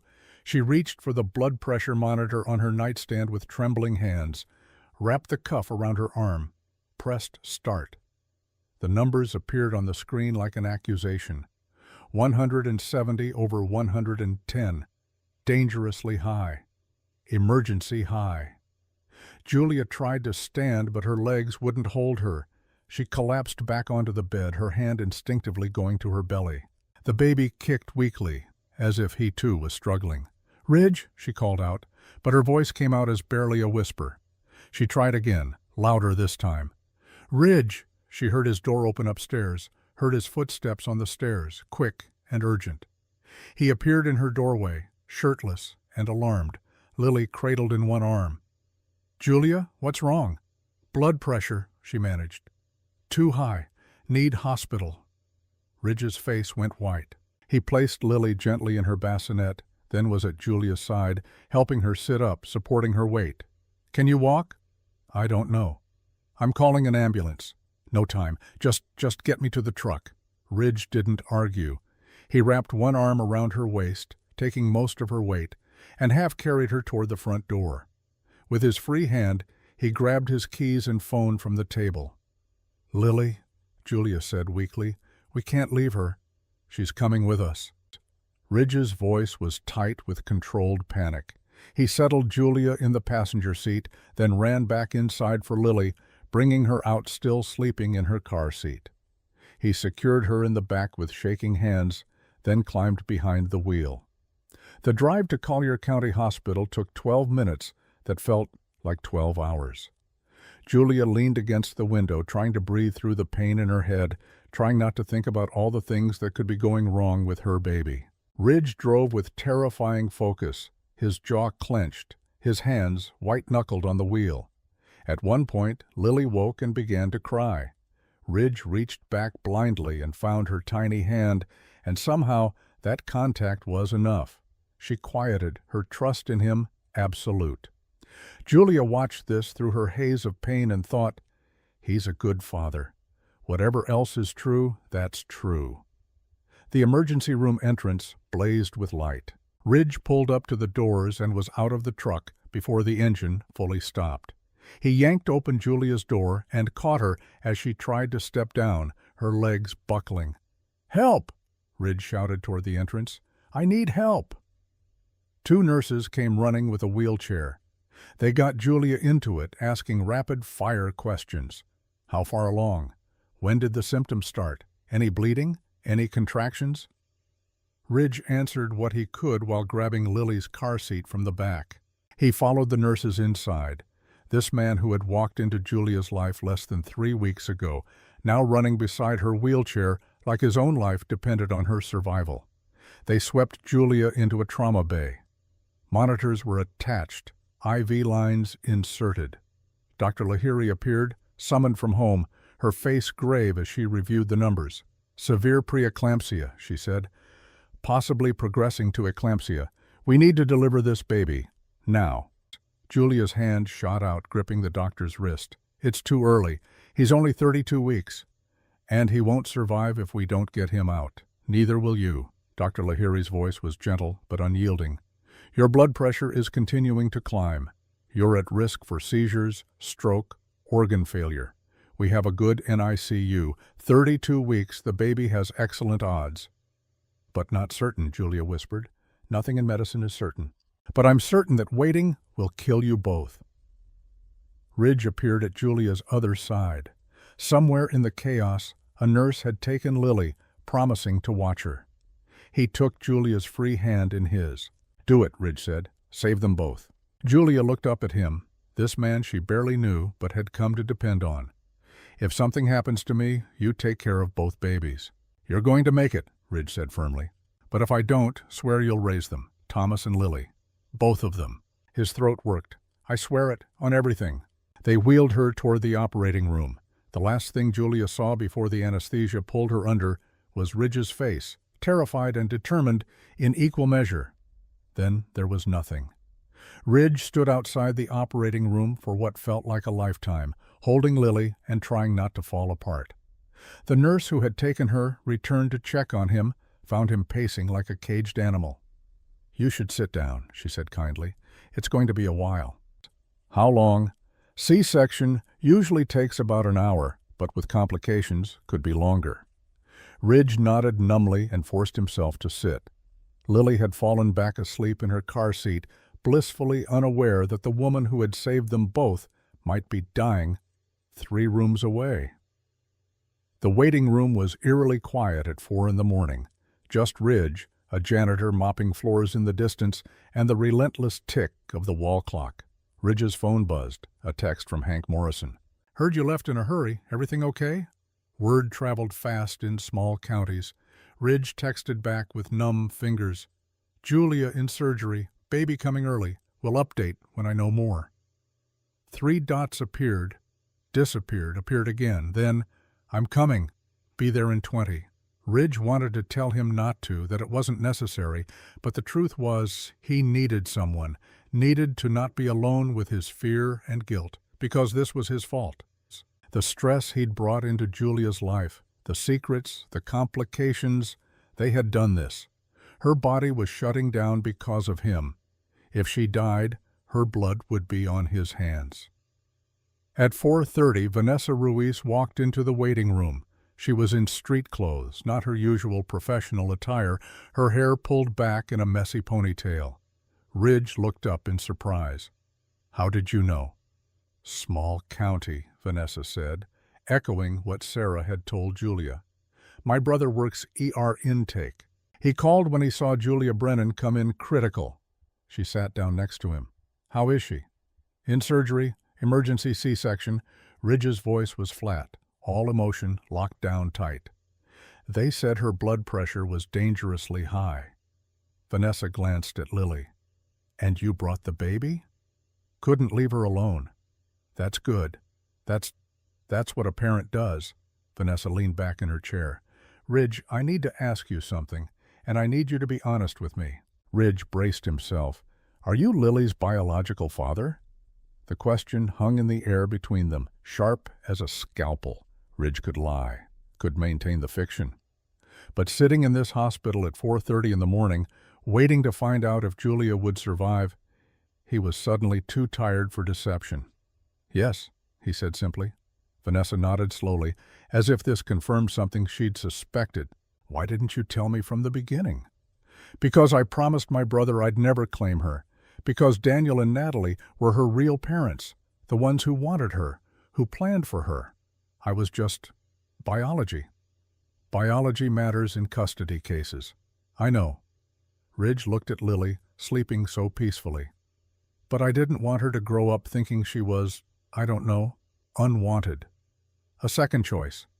Daniel loved her. Natalie loved her. That's what should matter. It does matter, but so does the truth. Vanessa pulled out her phone and opened the Notes app. Tell me everything, the whole story. How Lily came to be, what Daniel and Natalie wanted, what happened the night they died. All of it. So Ridge told her about Daniel's infertility, about the desperate request, about the clinic and the paperwork and the agreement that Ridge would be an uncle, nothing more, about the pregnancy and the joy on Daniel's face when Lily was born, about how Ridge had held her in the hospital and felt nothing but gratitude that his brother finally had what he'd always wanted. And then they died, Vanessa said quietly. Car accident 3 weeks ago. Ridge's voice roughened. I was at the house when the police came. I was watching Lily while they went to a doctor's appointment. And then suddenly they were gone, and I was all she had left. So you took her. I couldn't let her go into the system. Couldn't let strangers raise her when I was right there. Vanessa made notes, her face unreadable. Did Daniel and Natalie have a will? Any legal documents naming you as guardian? Natalie wrote a letter before Lily was born, saying if anything happened, she wanted me to raise her daughter. But it wasn't notarized, wasn't legally binding. Do you still have it? Ridge nodded. In my truck, I can get it. In a minute. Vanessa set down her phone. I need to tell you something, and I need you to understand I'm breaking protocol by doing this. Ridge waited, hardly daring to breathe. I was married once, had a daughter, beautiful little girl named Maya. Vanessa's voice went soft with old pain. When my husband and I divorced, he fought for custody, said I worked too much, wasn't around enough. The court agreed. They gave him primary custody, and I got every other weekend. I'm sorry. Maya's 8 now, and she barely knows me, calls his new wife Mom, and treats me like a friendly stranger. Vanessa looked directly at Ridge. I tell you this because I understand what it's like when the system decides you're not the right parent, when paperwork and precedent matter more than love. Why are you telling me this? Because I've seen your file, seen the way you care for Lily, and I've seen Julia's application for foster care licensing, seen the stable home she's trying to build. Vanessa leaned forward. The system says you should lose Lily because you don't have the right documentation, but I don't think the system is always right. Hope flickered in Ridge's chest, fragile and terrifying. What are you saying? I'm saying that when I file my report, I'm going to recommend that you retain custody, that Julia's home be approved for foster placement pending her licensing completion, that Lily remain where she is. Ridge felt his throat close up. Why would you do that? Because I've made too many decisions based on rules instead of reality, and I'm tired of children suffering for it. Vanessa stood. But Ridge, you have to be completely honest from here on out. No more secrets, no more hiding.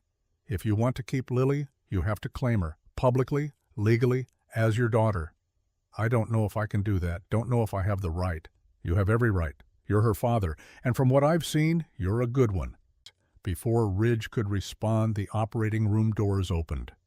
Dr. Lahiri emerged, still in surgical scrubs, pulling down her mask. Ridge was on his feet instantly. How is she? Dr. Lahiri smiled, and Ridge felt his knees go weak with relief. She's going to be fine. The baby, too. A boy, 3 pounds, 8 ounces. Small but strong. He's in the NICU, and they're optimistic about his prognosis. And Julia? Stable. The blood pressure came down as soon as we delivered. She's in recovery now. You can see her in about an hour. Ridge sat down hard, all the tension draining out of him at once. Beside him, Vanessa squeezed his shoulder. See? She said quietly. Sometimes things work out. Hank Morrison arrived 20 minutes later, bringing coffee and the kind of steady presence that came from decades of weathering crises. He sat with Ridge while Vanessa left to file her report, while the sun came up outside the hospital windows, while the world slowly shifted from night to morning. "You look like hell," Hank observed. "Feel worse." Ridge accepted the coffee gratefully. "Thank you for coming.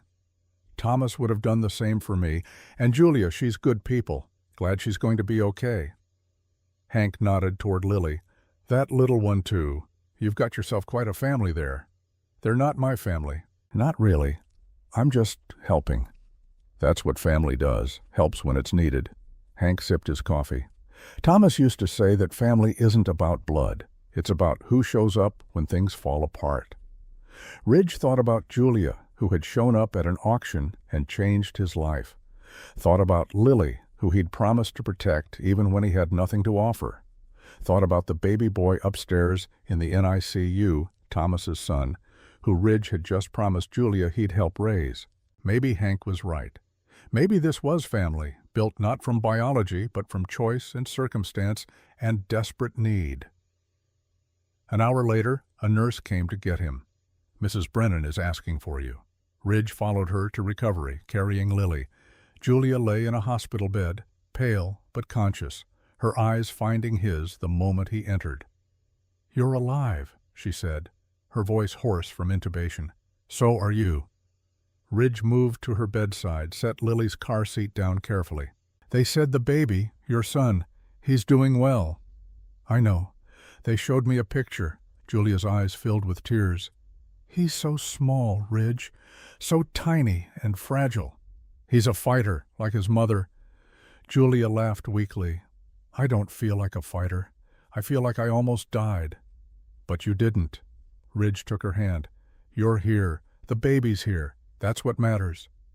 Julia squeezed his hand, then her expression shifted to something more serious. "I need to tell you something about why my blood pressure spiked so badly." Ridge tensed. "Okay." "Your mother called me 4 days ago." Julia watched his face carefully. "She said she wanted to meet Lily. And she said if you didn't tell me the whole truth about what happened before Daniel and Natalie died, she would tell CPS herself." Ridge went very still. "What did she say happened?" "She mentioned a fight. The night before the accident." Julia's grip on his hand tightened. "She said there were secrets you weren't telling me. Was she right?" Ridge wanted to pull away, wanted to retreat behind his walls, but Julia's hand held him fast. And after everything, after she'd nearly died because of the stress he'd brought into her life, she deserved the truth. All of it. "There was a fight," Ridge admitted. "Daniel called me the night before he died. He was drunk, angry, said he'd been thinking about Lily, about how she was mine biologically, and he couldn't stop wondering if I resented him, if I wanted to take her back." Julia waited, silent. "I told him he was being ridiculous, that Lily was his daughter, that I had no claim to her and didn't want one, but he kept pushing, kept saying he saw the way I looked at her, the way I held her, said he thought I was in love with Natalie, that the whole donation thing was just an excuse to be with her in some way." "Were you?" Julia asked quietly. "In love with Natalie? No, God, no. I loved her like a sister, and the donation was exactly what I said, helping family." Ridge's voice broke. "But Daniel was drunk and paranoid, and he wouldn't listen. He said terrible things. I said terrible things back. We hung up angry. And the next day he was dead." Ridge nodded, the guilt he'd been carrying for weeks finally spoken out loud. "I think that's why he was distracted, why he didn't see the drunk driver until it was too late. We fought, and I didn't call to apologize, and then he was gone, and I could never take back what I said." Julia was quiet for a long moment, processing this. Then she said, "What did you say to him? In the fight?" Ridge closed his eyes, the memory acid in his throat. "I told him if he was that insecure about being a father, maybe he shouldn't have asked me to help in the first place. Told him he was being selfish and paranoid. Told him," his voice dropped to a whisper, "told him I was done being the family fix-it man." "And then you became exactly that," Julia said softly, "by taking Lily. I had to prove to myself, to Daniel's memory, that I didn't resent helping them, that I would do anything for his daughter. Your daughter, too. Ridge opened his eyes. What? She's your daughter, too, Ridge. Biologically, yes. But also in every way that matters. You feed her, change her, comfort her. You stayed up all night with her when she was fussy. You brought her to an emergency room at 4 in the morning because the woman caring for her needed help. Julia's voice was firm despite her exhaustion. You're her father, and it's time you stopped apologizing for it. Daniel is dead. Julia said it gently but without flinching. And whatever he wanted, whatever he planned, it doesn't matter anymore. What matters is Lily, what she needs, and she needs you to be her father without guilt or shame or endless second-guessing. Ridge felt something break open in his chest, some knot of guilt and grief he'd been carrying for so long it had become part of his structure. Tears burned his eyes. I don't know how, he admitted. Then we'll figure it out together. Julia smiled weakly.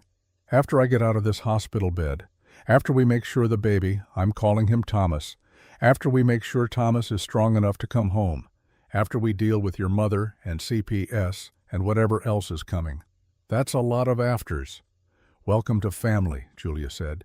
It's all afters and figuring it out as you go. They sat in silence for a moment, hands linked, Lily sleeping between them, the new baby Thomas fighting for strength upstairs in the NICU. Then the door opened and a woman walked in. She was in her mid-50s, thin to the point of gauntness, with hair that might have been blonde once but was now gray and pulled back in a severe bun. Her face was lined with hard living, but her eyes, pale blue like Ridge's, were sharp and clear. Ridge stood abruptly, his hand pulling free from Julia's. Mom. Sarah Crawford looked at her son, then at Julia, then at Lily sleeping in her car seat. Her expression was unreadable. I heard there was an emergency, Sarah said. Her voice was rough, worn by years of cigarettes. Figured if I was going to meet my granddaughter, now was as good a time as any. How did you even know we were here? Ridge demanded. I still have friends in this county, people who remember me from before. Sarah moved closer, her eyes fixed on Lily. She looks like Daniel. Same nose, same mouth. Don't. Ridge stepped between his mother and the baby. Don't come in here and pretend you have rights. You gave those up when you walked out. I know what I gave up. Sarah's voice was steady. And I know I can't get it back, but that doesn't mean I'm going to stand by and watch you make the same mistakes I did. What mistakes? Lying, keeping secrets, pretending you're something you're not. Sarah looked past Ridge to Julia. He told you about the fight with Daniel. But did he tell you what Daniel said? His last words to Ridge? Ridge went white. Mom, don't. Daniel said, if anything happens to us, you better take care of my daughter like she's your own, because she is your own, whether you admit it or not. Sarah's voice cracked slightly. I heard the whole thing. Daniel called me after, drunk and crying, told me everything. Said he was scared he'd ruined his relationship with his brother. Said he was going to call Ridge in the morning and apologize. But he didn't get the chance, Julia said quietly. No, and Ridge has been carrying that guilt ever since. Sarah looked at her son. You think Daniel died angry at you, but he died knowing you loved him and his daughter, died trusting you to do exactly what you've been doing. Ridge stared at his mother, stunned. He called you? Called me drunk and sobbing at 2 in the morning, just like he used to when he was a teenager and I was still around. Sarah's face twisted with old pain. We'd been talking again, the last few years, trying to, rebuild something. He didn't tell you because he knew you weren't ready to forgive me yet. I'm still not.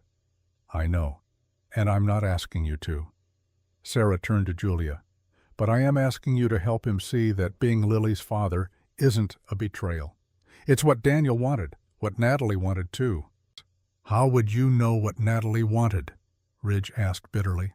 Because she called me 2 days before she died, asked if I would be willing to be in Lily's life if something happened to them, said every child deserves to know their family, even the broken parts. Sarah pulled a folded piece of paper from her pocket. She sent me this. She handed it to Julia, who unfolded it carefully. It was a letter, written in neat cursive. Dear Sarah, Julia read aloud, I know we've only met once, but Daniel speaks of you often, with love and sadness both. He wants you in his daughter's life, and so do I. We understand you're working on your recovery, and we're proud of you for that. If anything should happen to us, please help Ridge with Lily. He'll try to do everything alone, but he needs family. He needs his mother. Please don't let your past mistakes keep you from being there for him and for our daughter. With hope, Natalie. Julia looked up to find Ridge standing perfectly still, his face a mask of controlled emotion. Sarah was crying silently, tears tracking down her weathered cheeks. "I've been clean for 3 years," Sarah said. "Working a program, trying to make amends where I can. I'm not the mother I should have been, can't change that. But I can be the grandmother Lily deserves." Ridge shook his head slowly. I can't do this right now. Julia just had surgery. There's a baby in the NICU. I can't deal with you too. I'm not asking you to deal with me. I'm asking you to let me help." Sarah's voice gentled. "You're exhausted, Ridge. You've been holding everything together alone for weeks. Let me watch Lily while you're here with Julia. Let me do one small thing to start making up for all the things I didn't do." Ridge looked at Julia, desperate for guidance. She nodded slightly. "One small thing," Ridge said finally. "You can stay with Lily in the waiting room while I visit Thomas in the NICU, but that's all." "That's enough," Sarah said. "That's a start." She picked up Lily's car seat with surprising gentleness, cradling it like precious cargo. As she walked toward the door, she paused and looked back at Ridge. "Daniel forgave you for that fight, forgave you before he even got in the car that day. Maybe it's time you forgave yourself." Then she was gone, leaving Ridge and Julia alone in the recovery room. Ridge sank into the chair beside Julia's bed, his head in his hands. "I'm sorry. I'm so sorry you had to witness that." "Don't apologize." Julia reached for his hand again. "Your mother, she's trying. That's more than a lot of people do. She left us. Left Daniel and me when we were kids. We had to raise ourselves while she chased her next fix. And now she's clean, trying to make amends." Julia squeezed his hand. "I'm not saying you have to forgive her, but maybe you could let her try to help. Let her be part of this family we're building." "What family?" Ridge looked up at her. "Julia, you almost died tonight. Because of the stress I brought into your life, the secrets, the complications, all of it. Maybe you'd be better off if I took Lily and left. Is that what you want?" "No. But what I want doesn't matter if it's hurting you." Julia was quiet for a moment, then she said, "Do you know what I thought about while they were putting me under for surgery, while I was losing consciousness?" Ridge shook his head.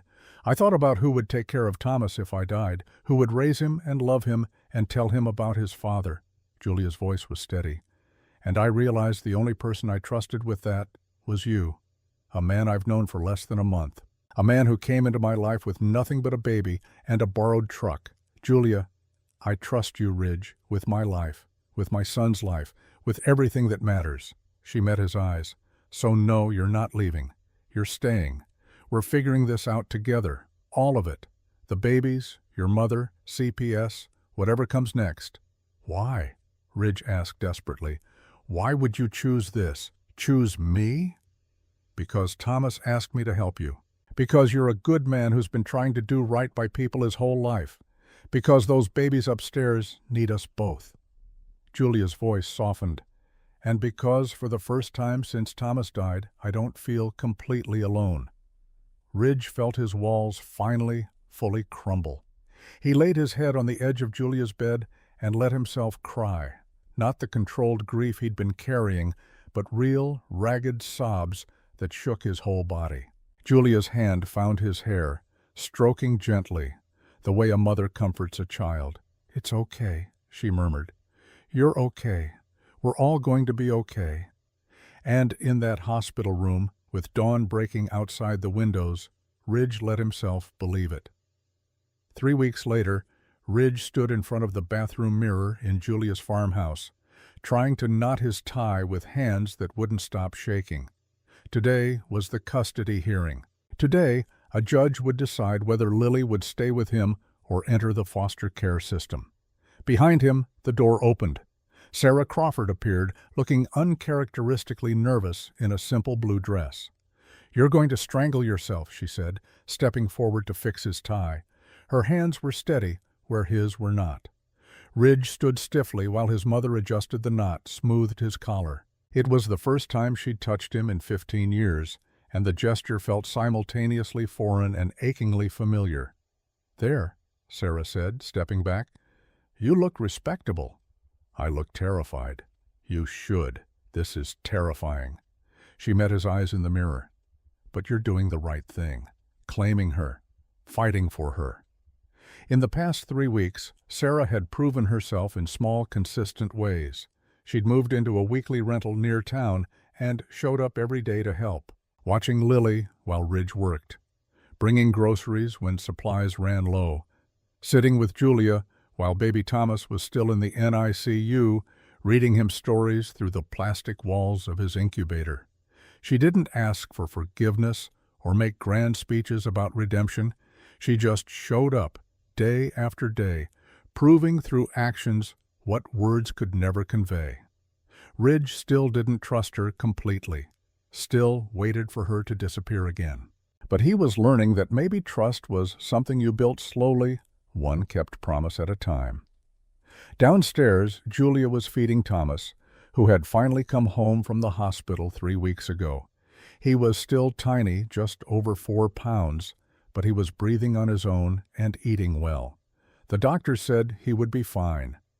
Julia herself was recovering slowly. The preeclampsia had resolved after delivery, but the trauma of the emergency surgery had taken its toll. She tired easily and couldn't lift anything heavier than the babies. But she was alive. She was healing. That was enough. "Ready?" she asked when Ridge came downstairs. She was dressed in a simple black dress that accommodated her still healing body, her hair pulled back in a neat bun. She looked beautiful and strong, and Ridge felt his chest tighten with something he wasn't ready to name. "As I'll ever be," Ridge said. He picked up Lily's car seat. Sarah took Thomas's. Together, the 4 of them walked out to Ridge's truck.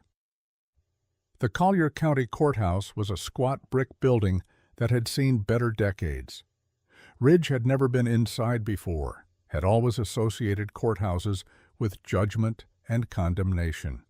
Today would do nothing to change that association.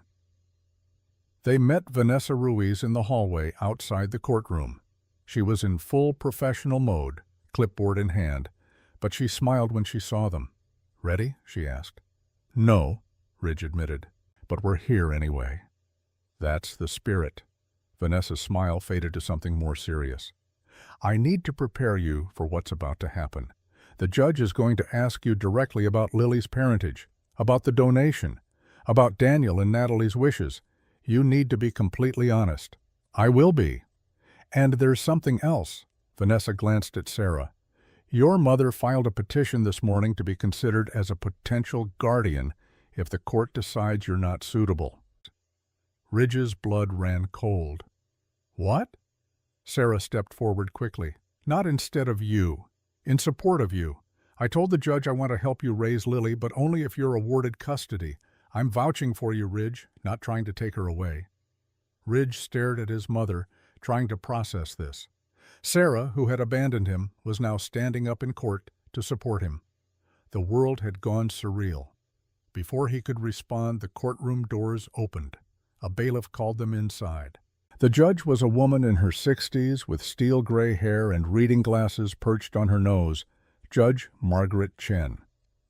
According to Vanessa, she was fair but strict, someone who cared more about outcomes than procedures. They took their seats. Ridge and Julia in the front row, Sarah just behind them, Vanessa at the petitioner's table. Across the aisle sat a lawyer from CPS, a sharp-faced man who looked like he'd never met a regulation he didn't love. The bailiff called the court to order. Judge Chen reviewed the file, then looked up at Ridge. "Mr. Crawford, I understand you're petitioning for legal guardianship of Lily Crawford, a minor child currently in your care." Ridge stood. "Yes, Your Honor. And I understand there are some unusual circumstances regarding your relationship to the child." "Yes, Your Honor." "Then let's hear them. In your own words, tell me about Lily." Ridge took a breath. This was it, the moment of truth. "Lily is my biological daughter," he began. "But she was raised for the first week of her life by my brother Daniel and his wife Natalie. They couldn't have children naturally, so I donated sperm for artificial insemination. Natalie got pregnant. Lily was born. And for 10 days she had 2 parents who loved her completely." Judge Chen made notes. "And then?" "And then they died in a car accident. Drunk driver." Ridge's voice steadied. "I was watching Lily when it happened. When the police came to tell me, I realized I was all she had left. So I took her, kept her, tried to give her the life Daniel and Natalie wanted for her, without legal documentation of guardianship. I had a letter from Natalie, expressing her wishes, but no, nothing legally binding."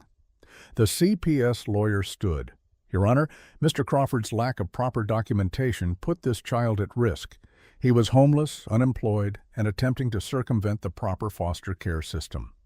I was trying to keep my daughter out of a system that bounces children between strangers," Ridge said, his voice rising slightly. "I was trying to honor my brother's last wishes." Judge Chen held up a hand.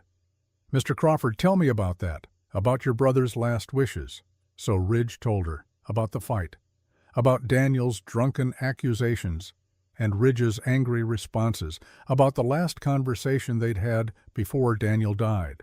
"My brother died thinking I resented him," Ridge said, his voice breaking. "Died before I could tell him I didn't. That helping him have a child was the best thing I'd ever done. That I loved him, and I loved Lily, and I would do anything to protect what he and Natalie built. And yet you kept the truth about Lily's parentage hidden. Because I promised Daniel I would never claim her, that she would grow up knowing he was her father, and he was in every way that mattered." Judge Chen sat back. "Mrs. Brennan, you're petitioning to be Lily's foster parent while Mr. Crawford pursues formal adoption. Why?" Julia stood, Thomas cradled carefully in her arms. "Because Lily belongs with Ridge, and Ridge needed a stable home to prove he could provide for her. I'm offering that home. You're a new mother yourself, a widow. You barely know Mr. Crawford. Why take on this responsibility?" "Because my late husband asked me to help Ridge. And because I've watched him with Lily for the past month. I've seen him wake up every 2 hours to feed her, seen him comfort her when she cries, seen him sacrifice sleep and money and pride to keep her safe." Julia's voice was firm. "He's her father. He deserves the chance to prove it legally." The CPS lawyer stood again. "Your Honor, while Mr. Crawford's intentions may be good, the fact remains that he engaged in deception. He misrepresented his relationship to the child. He operated outside proper legal channels. These are not the actions of someone who should be entrusted with a vulnerable infant." Vanessa Ruiz stood. "Your Honor, if I may, I've been the assigned caseworker on this case since the beginning. I've conducted home visits, reviewed documentation, observed Mr. Crawford's care of Lily. In my professional opinion, this child is thriving. She's healthy, loved, bonded to her caregiver. Removing her from Mr. Crawford's care would be traumatic and unnecessary.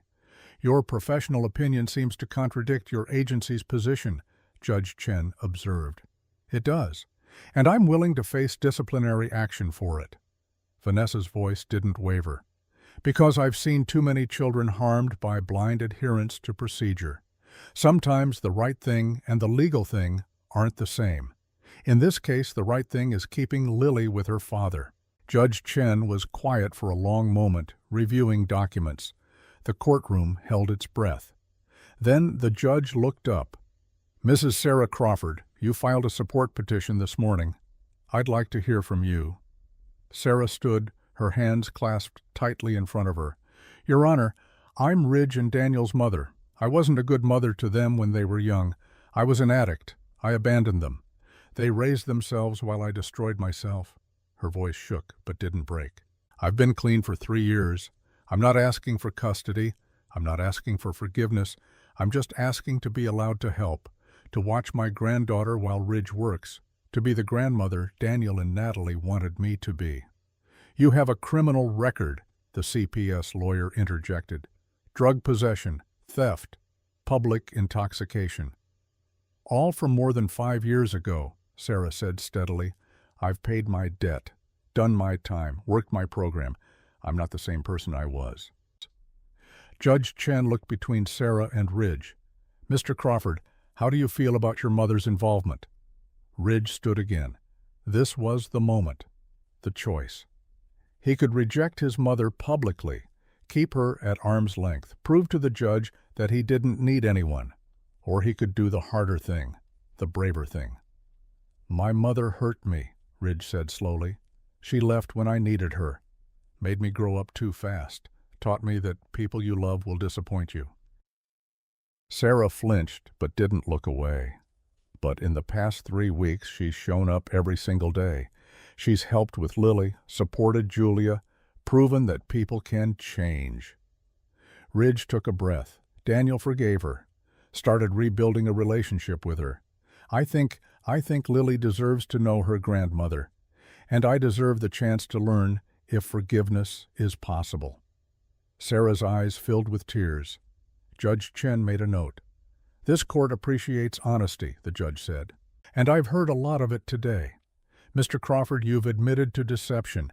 You've acknowledged operating outside legal channels. These are serious concerns. Ridge's heart sank. However, Judge Chen continued, you've also demonstrated genuine care for this child. You've sought stable employment. You've accepted help from Ms. Brennan. You've even begun reconciling with your mother. These are the actions of someone committed to doing right by a child, even when it's difficult. She looked at the CPS lawyer. I've reviewed caseworker Ruiz's reports. They're thorough and convincing. I see no evidence that Lily is in danger. Then she looked at Ridge. Mr. Crawford, I'm granting you temporary legal guardianship of Lily Crawford, pending completion of formal adoption proceedings. You will work with CPS to complete all required documentation. You will maintain stable housing and employment. And you will participate in parenting classes to ensure you have the support you need. Ridge felt his knees go weak. Your Honor, thank you. Thank you so much. Don't thank me yet. This is conditional. If at any point I see evidence that Lily's welfare is at risk, I will not hesitate to revisit this decision. Judge Chen turned to Julia. Mrs. Brennan, your foster care application is approved on an expedited basis. You will be Lily's official placement while Mr. Crawford completes adoption. Is this arrangement acceptable to both of you? Yes, Your Honor, they said in unison. Then this court is adjourned. The gavel came down. Ridge turned to Julia, and before he could think about it, he pulled her into a hug, careful of baby Thomas between them. Julia wrapped her free arm around him and held tight. We did it, she whispered. We actually did it. Behind them, Sarah was crying openly. Vanessa was smiling. Even the bailiff looked pleased. They walked out of the courthouse together, this strange patchwork family held together by tragedy and choice and stubborn love. Ridge carried Lily, Julia carried Thomas. Sarah walked beside them like she was afraid she might disappear if she stepped too far away. Outside, the Texas sun was bright and warm. Ridge tilted his face toward it, letting the light wash over him. What happens now? Sarah asked. Ridge looked at Julia, at the two babies, at his mother, at the future that had seemed impossible a month ago. Now we go home, he said simply. 6 months later, the farmhouse looked different. The pastures were green again after fall rains. The fences Ridge had spent weekends repairing stood straight and strong. Inside, the rooms that had once echoed with emptiness now rang with life. It was Christmas morning, and the house smelled like cinnamon and pine. Ridge woke early, as he always did, to Lily's first stirrings. She was 8 months old now, pulling herself up on furniture, babbling constantly in a language only she understood. He changed her diaper, dressed her in the red velvet dress Sarah had bought, brought her downstairs where Julia was already up, feeding Thomas his morning bottle. "Merry Christmas," Julia said, smiling at them. "Merry Christmas," Ridge replied. He leaned down and kissed her, soft and brief, the kind of kiss that had become natural over the past few months. They hadn't talked about what they were to each other, hadn't defined the relationship that had grown from necessity into something deeper. They just lived it, day by day, raising babies and building a life and letting love happen in the quiet spaces between crises. The front door opened, and Sarah came in, carrying bags of presents and a pan of her famous cinnamon rolls. She'd moved into a small house in town 2 months ago, but spent most of her time here, being the grandmother she'd never thought she'd get to be. "Merry Christmas, family," she called out. Family. The word had become real through repetition, through daily choices to show up and stay and forgive. Ridge settled Lily in her high chair and started making coffee, while Julia fed Thomas and Sarah began pulling gifts from bags. The Christmas tree in the corner was small but covered in ornaments, some old from Julia's marriage to Thomas, some new from this year. Under the tree, Ridge had hidden 2 small boxes, one for Julia, one for Sarah. He'd spent weeks agonizing over them, trying to find the right words. After breakfast, they gathered in the living room for presents. Lily demolished wrapping paper with gleeful enthusiasm. Thomas watched everything with wide eyes, already curious about the world at 6 months old. When it came time for Ridge's gifts, he handed Julia her box first. She opened it carefully and found a simple silver necklace. 2 pendants intertwined, one engraved with Thomas, one with Lily. "For the children we're raising together," Ridge said quietly. "Both of them." Julia's eyes filled with tears. "Ridge, it's beautiful." "There's more. Look inside the box lid." She did and found a folded piece of paper. She opened it and read the handwritten words. "Julia, I'm not good with speeches. I'm not good with grand gestures, but I know I want to spend my life with you, raising these babies, building this home, being the family we chose instead of the one fate gave us. If you'll have me, will you marry me? Love, Ridge." Julia looked up at him, tears streaming down her face. "You're asking through a note? I was afraid I'd mess up the words if I tried to say them out loud." Ridge knelt beside her chair. "But I'll say them now if you want. Julia Brennan, will you marry me?" "Yes," Julia said, laughing through her tears. "Yes, absolutely yes." Sarah was crying too, and even baby Thomas seemed to understand something important was happening because he stopped fussing and just watched with those serious eyes. Ridge pulled Julia into a kiss, deeper this time, full of promise and future and all the things they'd built from wreckage. When they broke apart, Sarah cleared her throat. "My turn. I have something for both of you." She handed them a large envelope. Inside were legal documents, official and stamped. "I petitioned the court," Sarah explained, "for grandparent visitation rights, but not to take anything from you, just to make it official. To prove I'm committed to being in Lily and Thomas's lives forever." Ridge read through the documents, saw his mother's signature next to his own, making her officially recognized as family. "You didn't have to do this," he said. "Yes, I did. I needed to prove to myself as much as to you that I'm staying." Sarah's voice shook. "I missed so much with you and Daniel. I won't miss anything with these babies." Ridge stood and hugged his mother for the first time in 15 years. She held him tight, and they both cried, and it felt like something broken finally beginning to heal. The rest of the day passed in a blur of joy. They ate too much, played with babies, took pictures by the tree, called Julia's sister Linda in Dallas to share the engagement news. As evening fell, Ridge stood on the front porch watching the sun set over the farmland. Julia joined him, Thomas sleeping against her shoulder. "This is nice," she said softly. "Peace, family, home. It is." Ridge put his arm around her, pulling her close. "I keep waiting for something to go wrong." "Nothing's going to go wrong. We're past the hard part." "Are we?" Julia smiled. "Okay, maybe not past it, maybe just learning how to live with it." Inside, they heard Lily laugh at something Sarah was doing. The sound was pure and joyful and full of life. "I was thinking," Julia said, "about names." "Names?" "For after we get married. I want to keep Brennan. For Thomas's sake, so he has his father's name. But I also want to take Crawford. Be part of your family officially." "Julia Brennan Crawford," Ridge tested. "It's a mouthful. It's perfect. 2 families joined together, the past and the future." Ridge kissed the top of her head. When do you want to do it? Get married? Soon. Spring, maybe. Something small. Just family. We don't have much family. We have enough. Julia looked up at him. We have exactly enough. They stood together as darkness fell, two people who had found each other in the wreckage of loss and built something beautiful from the pieces. Behind them, through the window, they could see Sarah playing with Lily, the grandmother and granddaughter, making up for lost time. 3 years later, the farmhouse had expanded. Ridge and Julia had added 2 more children through foster care adoption, siblings who had needed a home. The house rang with laughter and arguments and the beautiful chaos of family. Lily was 3.5, talking nonstop, asking endless questions about everything. Thomas was almost 3, quieter but watchful, his father's son through and through.